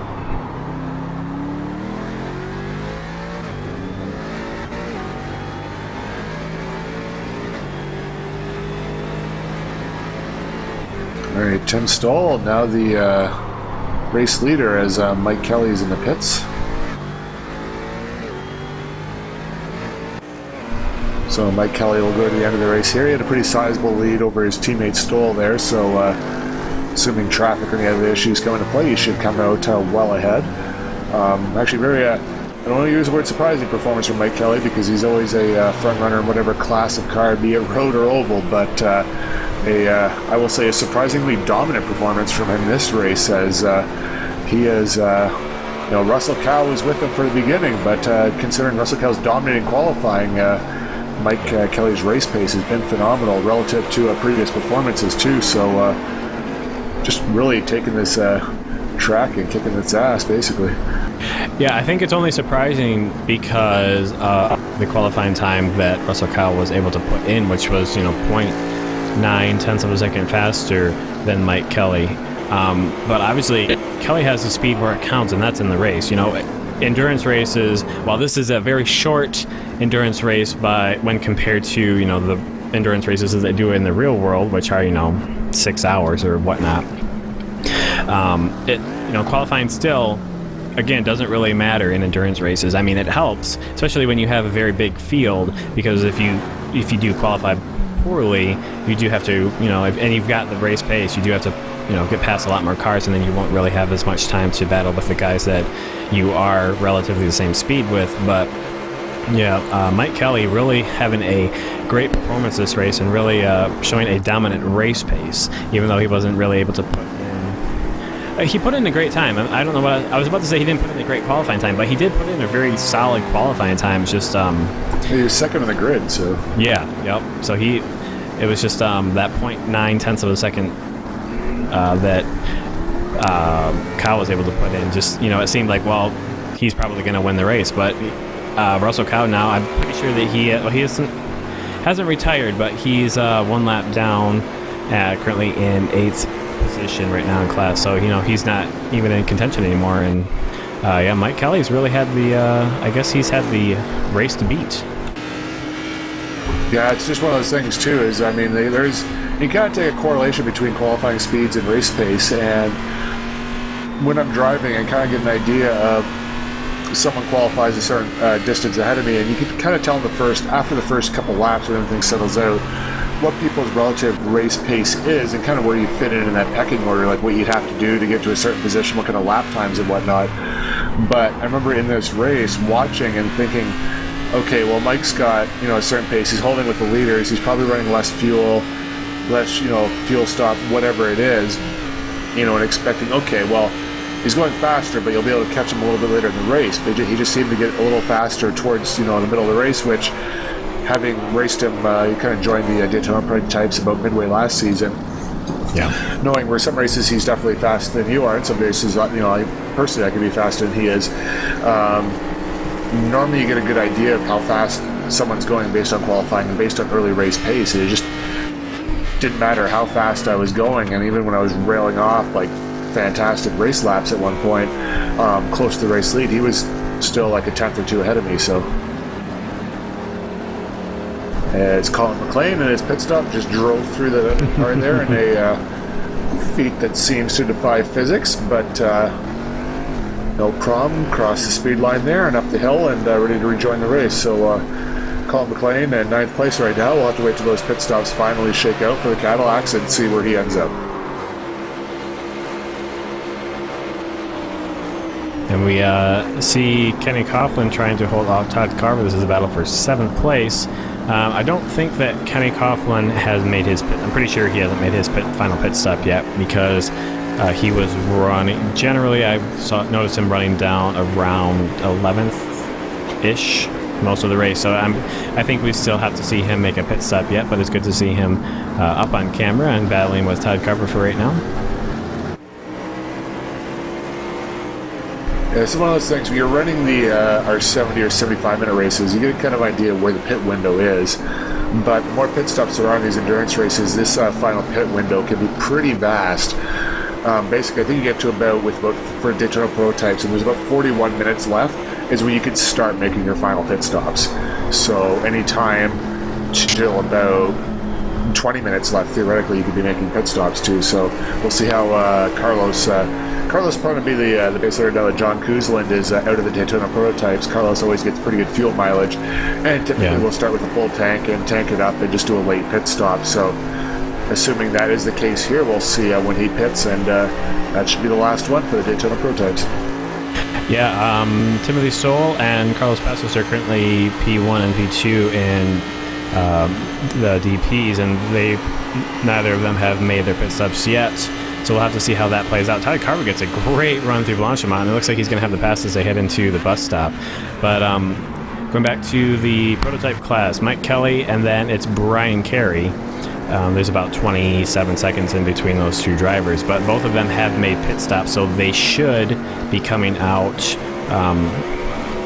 in between. Carlos Passos and Timothy Stoll should be coming out in between those two drivers somewhere.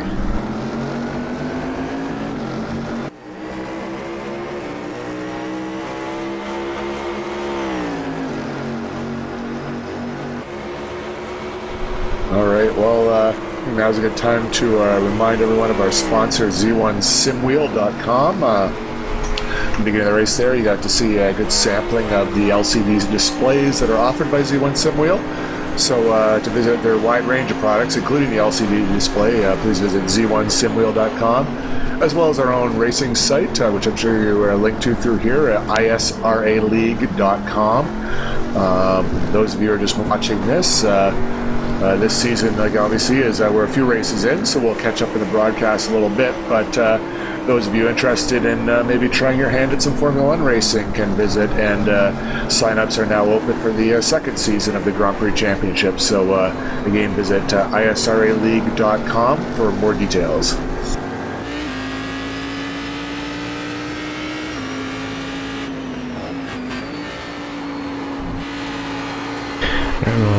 Jump on board with Kenny Coughlin right now, as he pretty sure he still hasn't made his pit stop, so he's not really battling with Todd Carver right now, but he was giving him quite a good fight for quite a while there, especially if he was on old tires. So I'm sure Carver was keen to get by him, since he felt like he was being held up by a guy that still needs to make a pit stop, but is able to give us a good bit of action as we jump on board now with Eduardo Prado as he comes across the start-finish line, currently being shown in 4th place. Well, that's because he just passes Mark Payne, who is in the pits to make his final pit stop for the race, and moves him up to 3rd place, with James Cullen currently still leading, and Eric Palacio currently running in P2 for the class.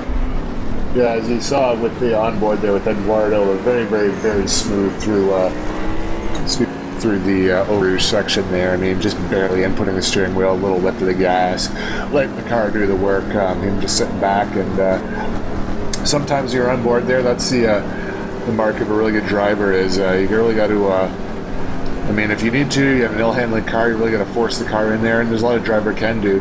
But sometimes the driver just needs to sit back and let the car do what it naturally does, which is hopefully go fast.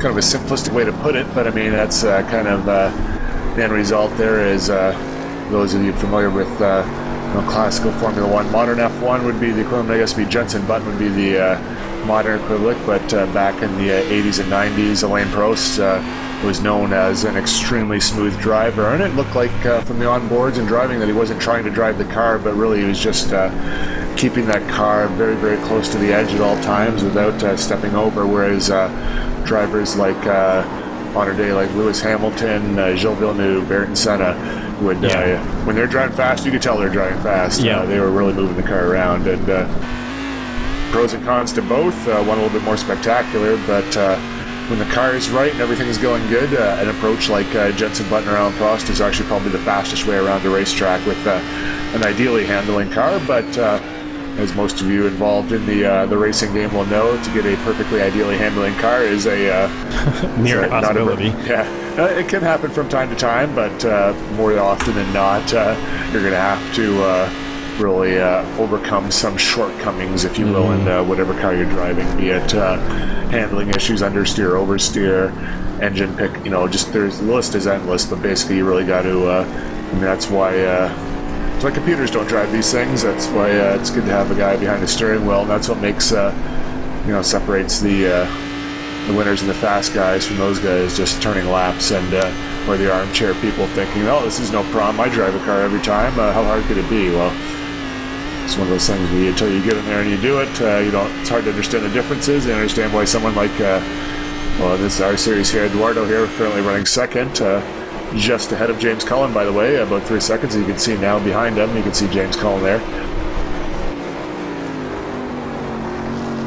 Yeah, and that actually means that he's made his pit stop, and this is the actual distance between what will be the battle for first place in the Cadillacs. So right now there is about 3.5 seconds between Eduardo Prado and James Cullen, and that is actual distance. Both drivers have made their final pit stop.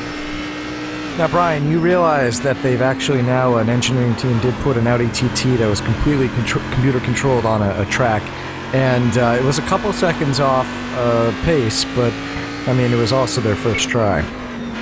Yeah, I know they've had Audi, and BMW has had a few autonomous cars drive around there too, but that's one of those things like I was mentioning is, I mean, eventually it'd be fast, and there'll be a lot of, the simulation might be able to find the ideal lap, but there's certain variables that are hard to program into a computer, because it's like people who play chess. Chess is a very, very simple game, and you'd think there'd be only so many moves you can make and so many strategies you can do, but it's the subtleties in your strategy that make the difference. And the same thing with driving is, you get something like that where a computer can take it to the 99.9 percentile, but it's still under the limit of what it can be programmed to do, and the human driver, if you will overcome that 0.1% that you can't think of, and a computer program might be able to drive the car more consistently and regularly, that for the foreseeable future anyway, I still think the human driver will be the one there. And by the time that the mechanical or the computer driver will take over, I mean, they'll probably have taken over much more than just the fastest race cars, so I think we'll have other things to worry about. I don't know why our conversations always devolve into probably about every third race we talk about how Terminators and computers will probably just take over the world, but as you want to be prepared, and resign for our future computer overlords to show the proper reverence and respect.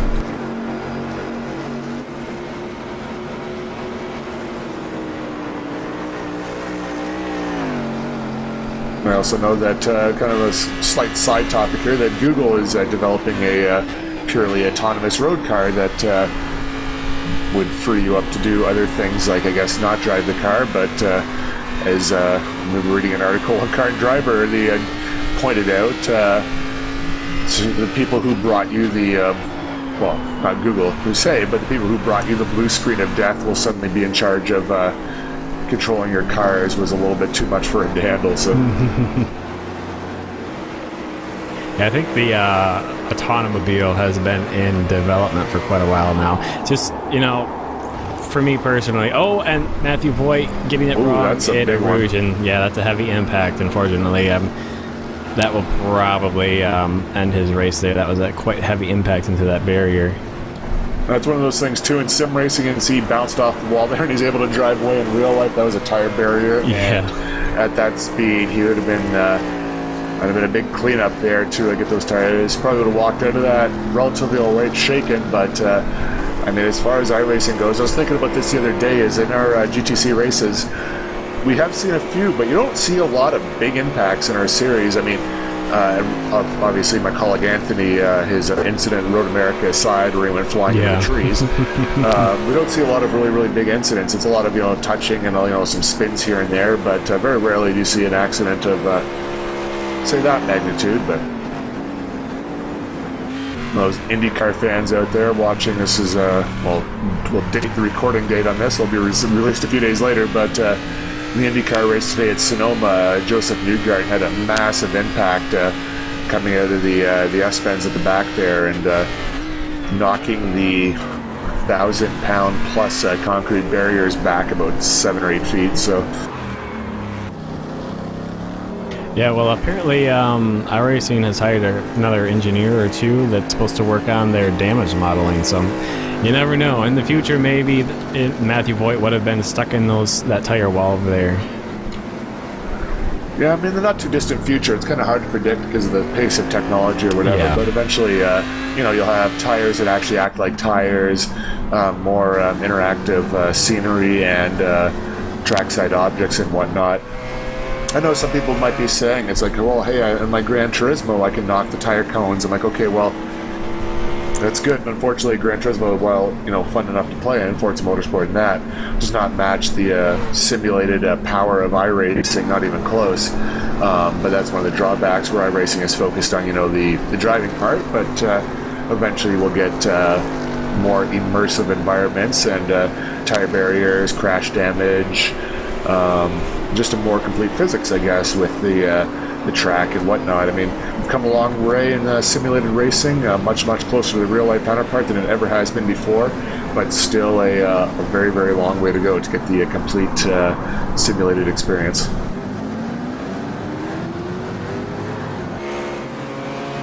And I just want to point out, we've got Carlos Passos and Timothy Stoll both in the pits. Those guys are running P1 and P2 in their class, so that means that Mike Kelly should be inheriting the lead with 20 minutes left or 21 minutes left in the race, and Brian Carey will most likely be making a pass on Carlos Passos as we are on board looking back, probably like a gearbox shot or something like that right there. But there's Mike Kelly right there, and he has retaken the lead, so that will put him roughly 14 seconds in front of Timothy Stoll. Well, actually, that gap is climbing, so Stoll's still coming and getting up to speed after making his final pit stop.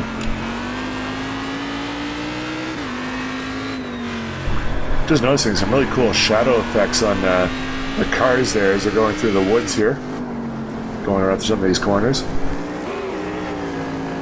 And Anthony Muniz there going through the bus stop chicane, currently running in 13th position, which is not too bad for his first race in the Cadillac. Yeah, this is radically different than the Le Mans prototype or the Formula One, which I think I prefer to drive. A little bit closer to the Daytona prototype, which I was racing in last year and got fairly comfortable in. But still, this is it's an interesting change, and I think it's fun to learn the car and adapt to it. That's another thing iRacing affords too, is a chance to try a bunch of very, very well-modeled cars. But like Anthony says, I do personally prefer the faster, the open wheel, a little bit more downforce, a little higher grip cars. Just what I'm used to in most simulated racing and in real life for that matter. But well, unfortunately not a lot of high downforce cars, but go-karts typically handle a little bit more like the higher downforce cars than these tin tops here. That's one of the reasons that I'm looking forward to the McLaren MP412C that will hopefully be released fairly soon, because it is a GT car, and I do like GT cars. I think they're a lot of fun, but I'm not all that fast in them. And you know, the MP412C is a GT3 spec car, but it's supposed to have, you know, a little bit more downforce than I think some of the other GT cars that we've run in the past. Definitely more than the Cadillac than we're driving right now. So maybe that might provide a good balance to play with. I think it's just a spectacular car to begin with. I know it's kind of funny when you get something like that and you throw it in a racing series like this to where it kind of shakes out as far as how fast it is. But as far as a road car goes, and a production car that, well, I was about to say that anyone can just, you know, buy, which that's... I wish anyone could. If only that were true. But, I mean, as, you know, you don't need to go to a track or whatever, although it's the kind of car you definitely want to take to the track, but it's still an excellent piece of technology. About 17 years removed from the McLaren's first supercar effort, which, well, approximately the same speed, was an extremely revolutionary car at the time. Center drive, too, which is kind of interesting.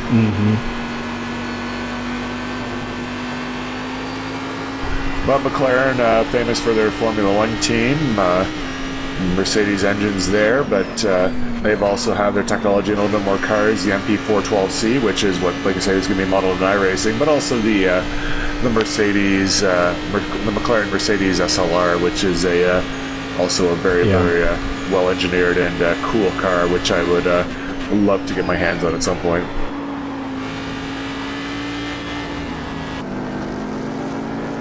And this is actually the battle for the lead in Cadillacs. I know we got off on a bit of a tangent right there, but this is the battle.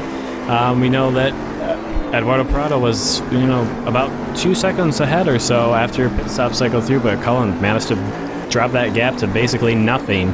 And this is with about just over 16 minutes left in the race. It's come down to this after 2 hours.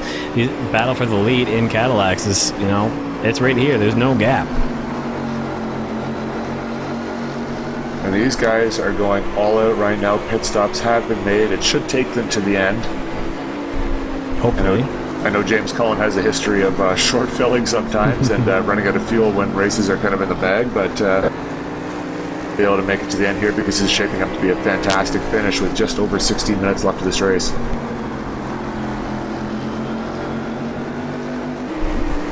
Checking my gaps here, it looks like Daniel Burness is about... he was about under 2 seconds. Now he's probably about 3 seconds behind Colin McLean. So this is by far the closest battle on the track, except for perhaps this one here. Daniel Gralti 9th, Thomas Stockman's 8th. Battling hard. John Kuzland has dropped back. He's about 30 some odd seconds behind this battle. He'd been part of this before, but in that battle when Kuzland and Gralti were battling, Thomas Stockman was kind of stalked behind them, a couple seconds behind. Now he's ahead of Gralti, and 15 minutes left. Let's see if Gralti can take it back. Yeah, that's a great effort by Thomas Stockman to I think he played the waiting game for most of the race, and you know, keeping these the two guys in sight, that being Daniel Gralti and John Kuzlan, and he never let them get that far ahead. You know, he was always a second and a half or so just behind their battle, and somehow in the end, we didn't see how he was able to get by. Unfortunately, it could have been pit stops or something like that, but in the end, with only 15 minutes left in the race, he's up in front. He's gotten past both of the guys that he was stalking past. Oh, and that was Gregory Schaefer, I think, having a bit of a fun time half off in the grass as he went on the kink going onto the Kimmel Straight.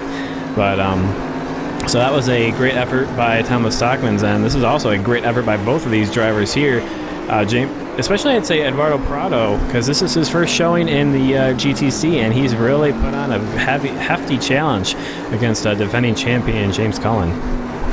Although, again, I've mentioned before, I suspect that James knows what the director is looking for to get some camera time, and just kind of intentionally finds himself in that position every race, as he seems to feature quite prominently in most of our broadcasts.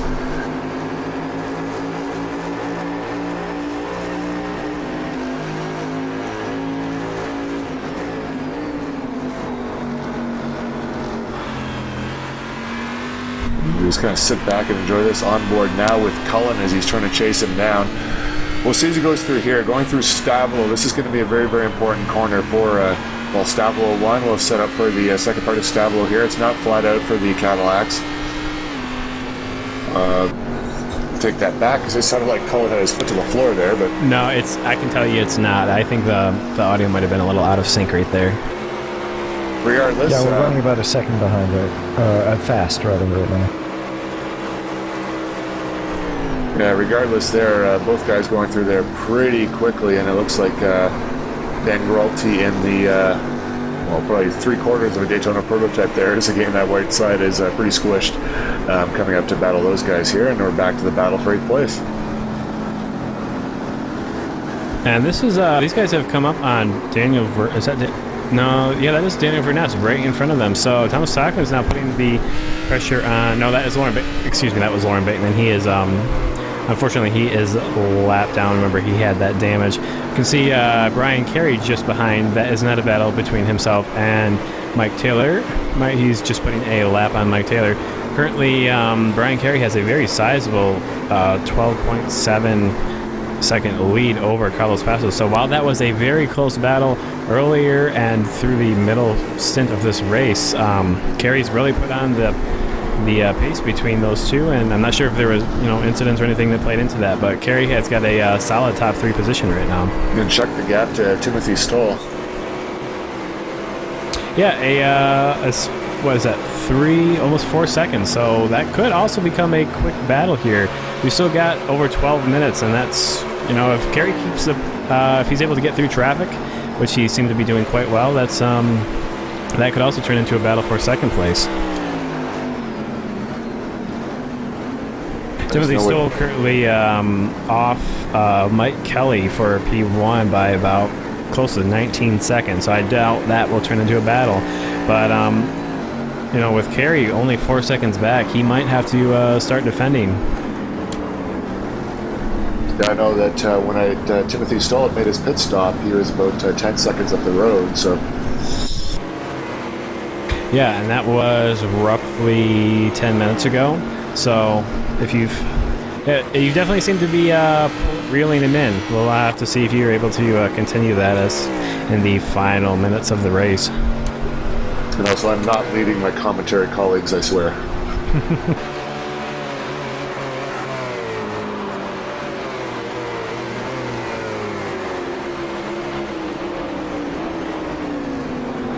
And Daniel Geralti seems to be pretty close to the pace of Thomas Stockman. The very small gap that is between them has pretty much been this for the last couple laps. So there's been a bit of traffic, and that really hasn't helped or hurt either of those drivers. And that looks like, well, it is a backmarker Cadillac. I can't tell who it is, but hopefully he'll let those guys by without any. Yep, and he pulls off there after they come out of the no-name corner, so they're able to continue their battle since they're not involved.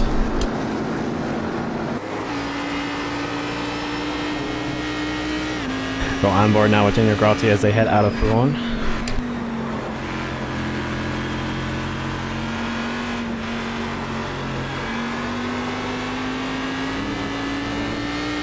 Also, I know we're not watching it right now, but the battle for P1 in this class is currently... Oh, was that a bit of contact between Geralti and Passos? It was.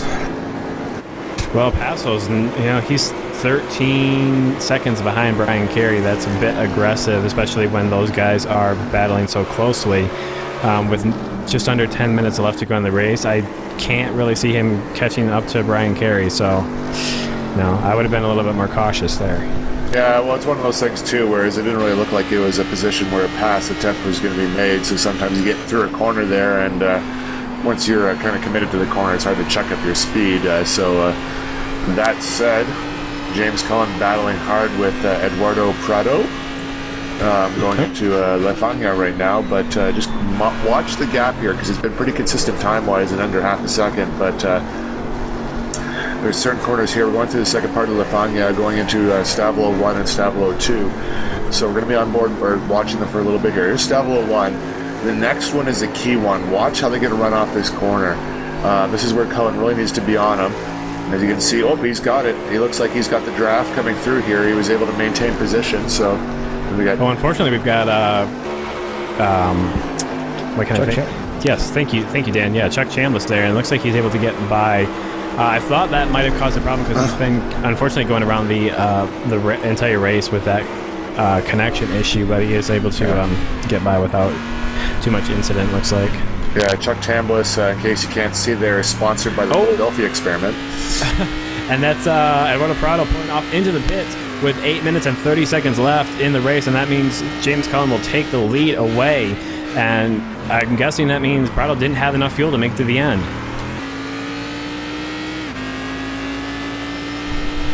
And if anyone out there, I'm not going to count Daniel Corney here in the commentary booth, but if anyone knows the Philadelphia Experiment reference, please post that in the comments below the video here.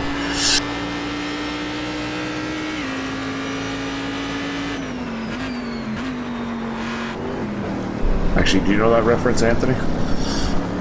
I don't, unfortunately. Oh, such a youngin'. Yeah, I know. You should definitely look that one up. Okay. Everyone out there listening, let's... anyways, point is, we'll continue on with the race here as following Eric Palacio has now been elevated up to second place as Eduardo Prado is still in the pits, and that's...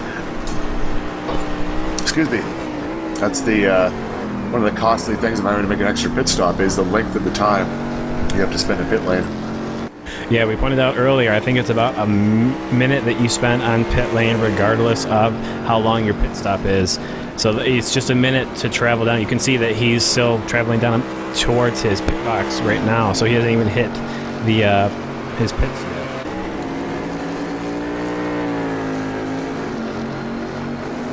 Well, now he's out. Looks like... Well, maybe not. The timing's a little bit weird at the moment. Oh, yeah. Because he's gone a lap down, that's why. Eduardo?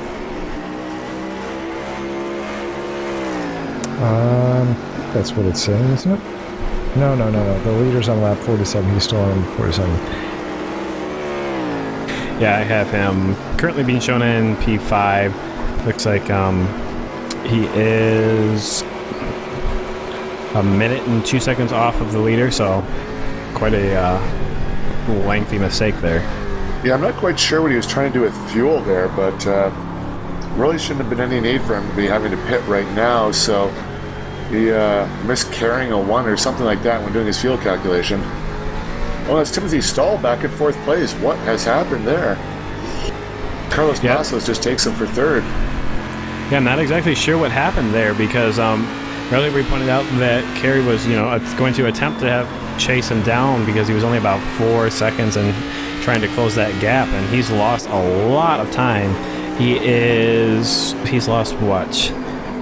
36 seconds or so, because Brian Carey is, well ahead, about 36 seconds. So some major incident with Timothy Stoll has happened, and that's dropped him down to 4th place.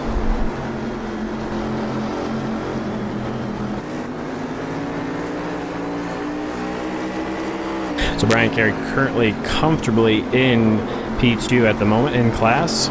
He is 22 seconds down from the leader, Mike Kelly, with about just over a 13-second lead over 3rd place Carlos Passos. So really those top 2 guys are decided. Carlos Passos still could easily come under attack from Timothy Stoll. He is about, well, I can say that. He was about 3.5 seconds behind. He's now dropping back. He's over 4 seconds, so I'm not exactly sure what's going on there. Obviously suffered some damage at some point, and I'm being told from my pit lane spotter that there's an incident with himself, Daniel Burness, who has dropped back a little bit, and Colin McLean. So unfortunately, 3 of them had got together on the track, it appears, and unfortunately it's at the moment it looks like it's cost Timothy Stoll a place on the podium.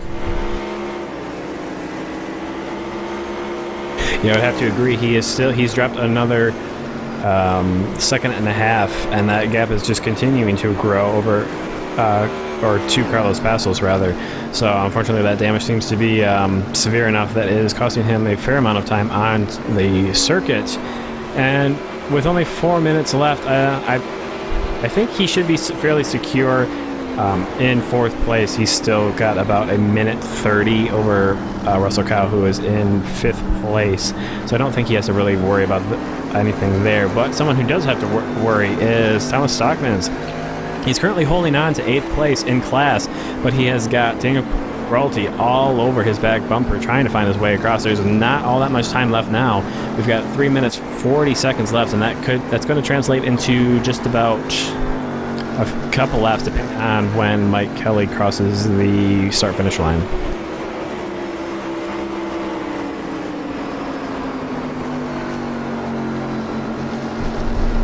Right, I'm just noticing 2 of these battles here with Gralty and Stockmans, as well as Cullen and Prado before, is unless there is a significant mistake or issues with traffic, it is really, really hard for these Cadillacs to draft up in one another and make a pass. Like, it looks like all the passes that I've seen anyway have been aided in some way by traffic or other external factors, as opposed to the actual someone coming up to someone and making, a competitive pass in the track.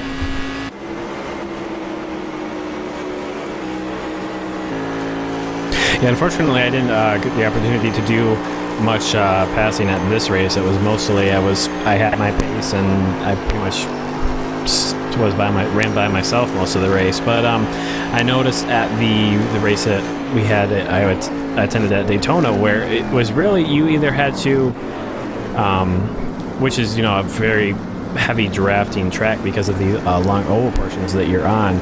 You really have to be right next to someone and then be very brave with your braking point and almost kind of throw the car into the corner, and just you have to be very bold with your passes, at least the ones that I made on drivers. And with this being a tighter track than the Daytona road course, I have to imagine that would be that much more at this circuit.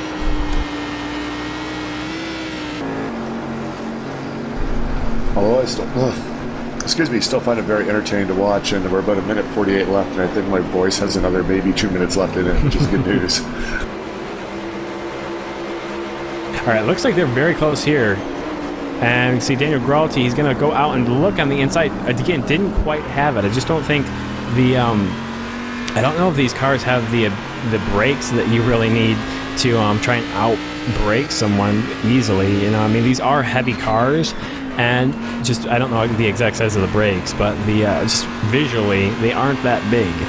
So, that could be a factor of why it's hard to actually out-brake a driver unless you're right up next to them entering the corner.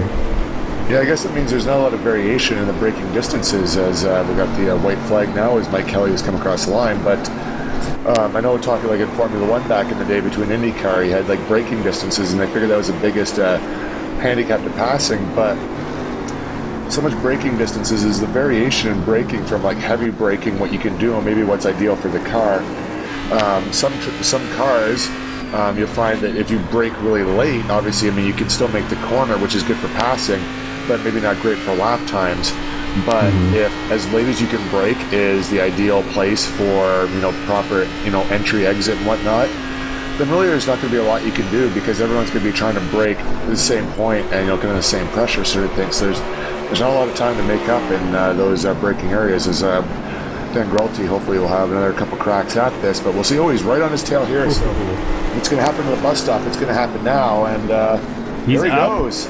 He easily gets by. Whoa! Let's see, as long as he can hold the. Yep, he's easily got it heading into the bus stop. Great. Thomas Stockmans kind of gave up a little bit on that. He didn't want to fight too much on the outside there in case Gralty overshot the corner. So we'll see if Stockmans can take it back at him, as looks like Lauren Bateman's going to go. Nope. You know what happened there? He might be out of fuel. He's running out of fuel.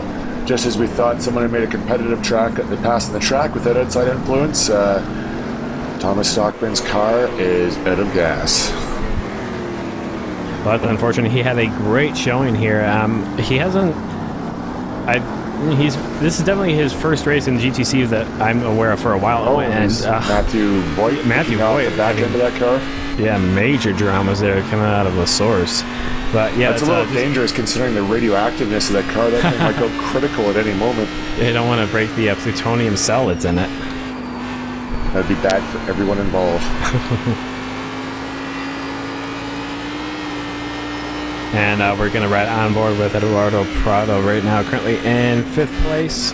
And he is a second or so off of Todd Carver. This is 4th position, but with only, about half a lap, probably less at that point. Yeah, they're in the 3rd sector on the circuit at that point. So Mike Kelly takes the win.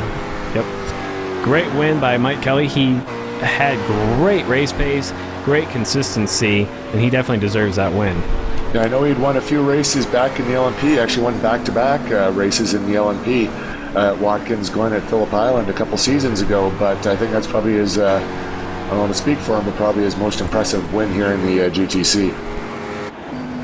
Another great finish by Brian Carey. He qualified down in the field. I forget exactly where. I think around 7th or 8th or something. Okay, yeah. So fairly low in, well, not low because it's a very competitive field, but that's a great race that you had to climb your way up into a 2nd position, get on the podium, especially with the competitive drivers that are in this class.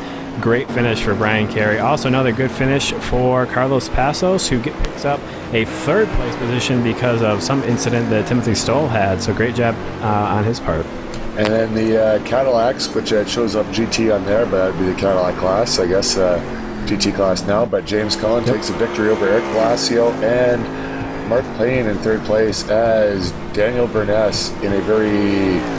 Ooh, that does not good, and this is not going to look good. Okay, good. He's... thought he was going to headline the wall there. Exactly. And last year's Daytona Prototype champion, Colin McLean, a very respectable 7th place. So, well, that's all the major players have finished here as Daniel Gralti comes across the line there in 8th place. But, that was a very, very exciting format here. I think I liked that a lot better than the Daytona Prototype 4 GT and Cadillac combination. Having a little bit more depth of field in both the Daytona Prototypes and the Cadillacs, plus getting still the good multi-class racing, I think is I'll look at you guys' opinions, but in my opinion, a much better formula. Yeah, I think it really helped the battles develop in the GT field, particularly because there is so many more. And we'll jump to the points as Dan takes us through after the first race.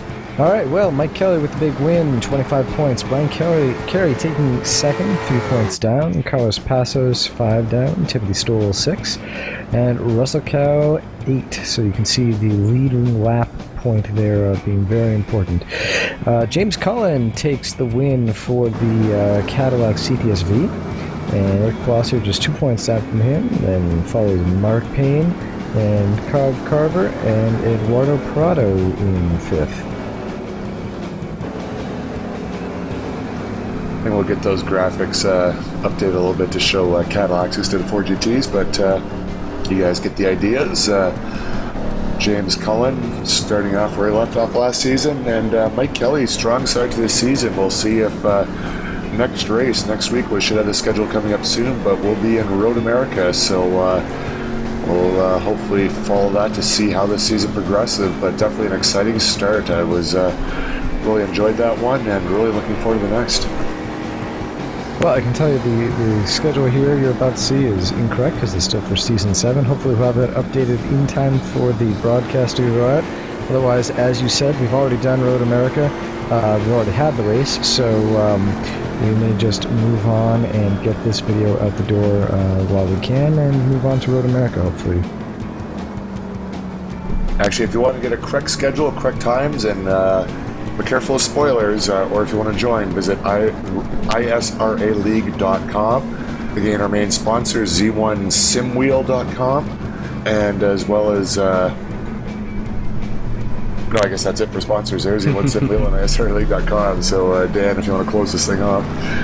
Sure thing. Well, thank you all for watching. Yes, as Brian was saying, thanks to our sponsors, Z1 SimWheel, to the ISRA League, the admins, and the drivers who race here. And we will see you all again at Road America. Have a good night.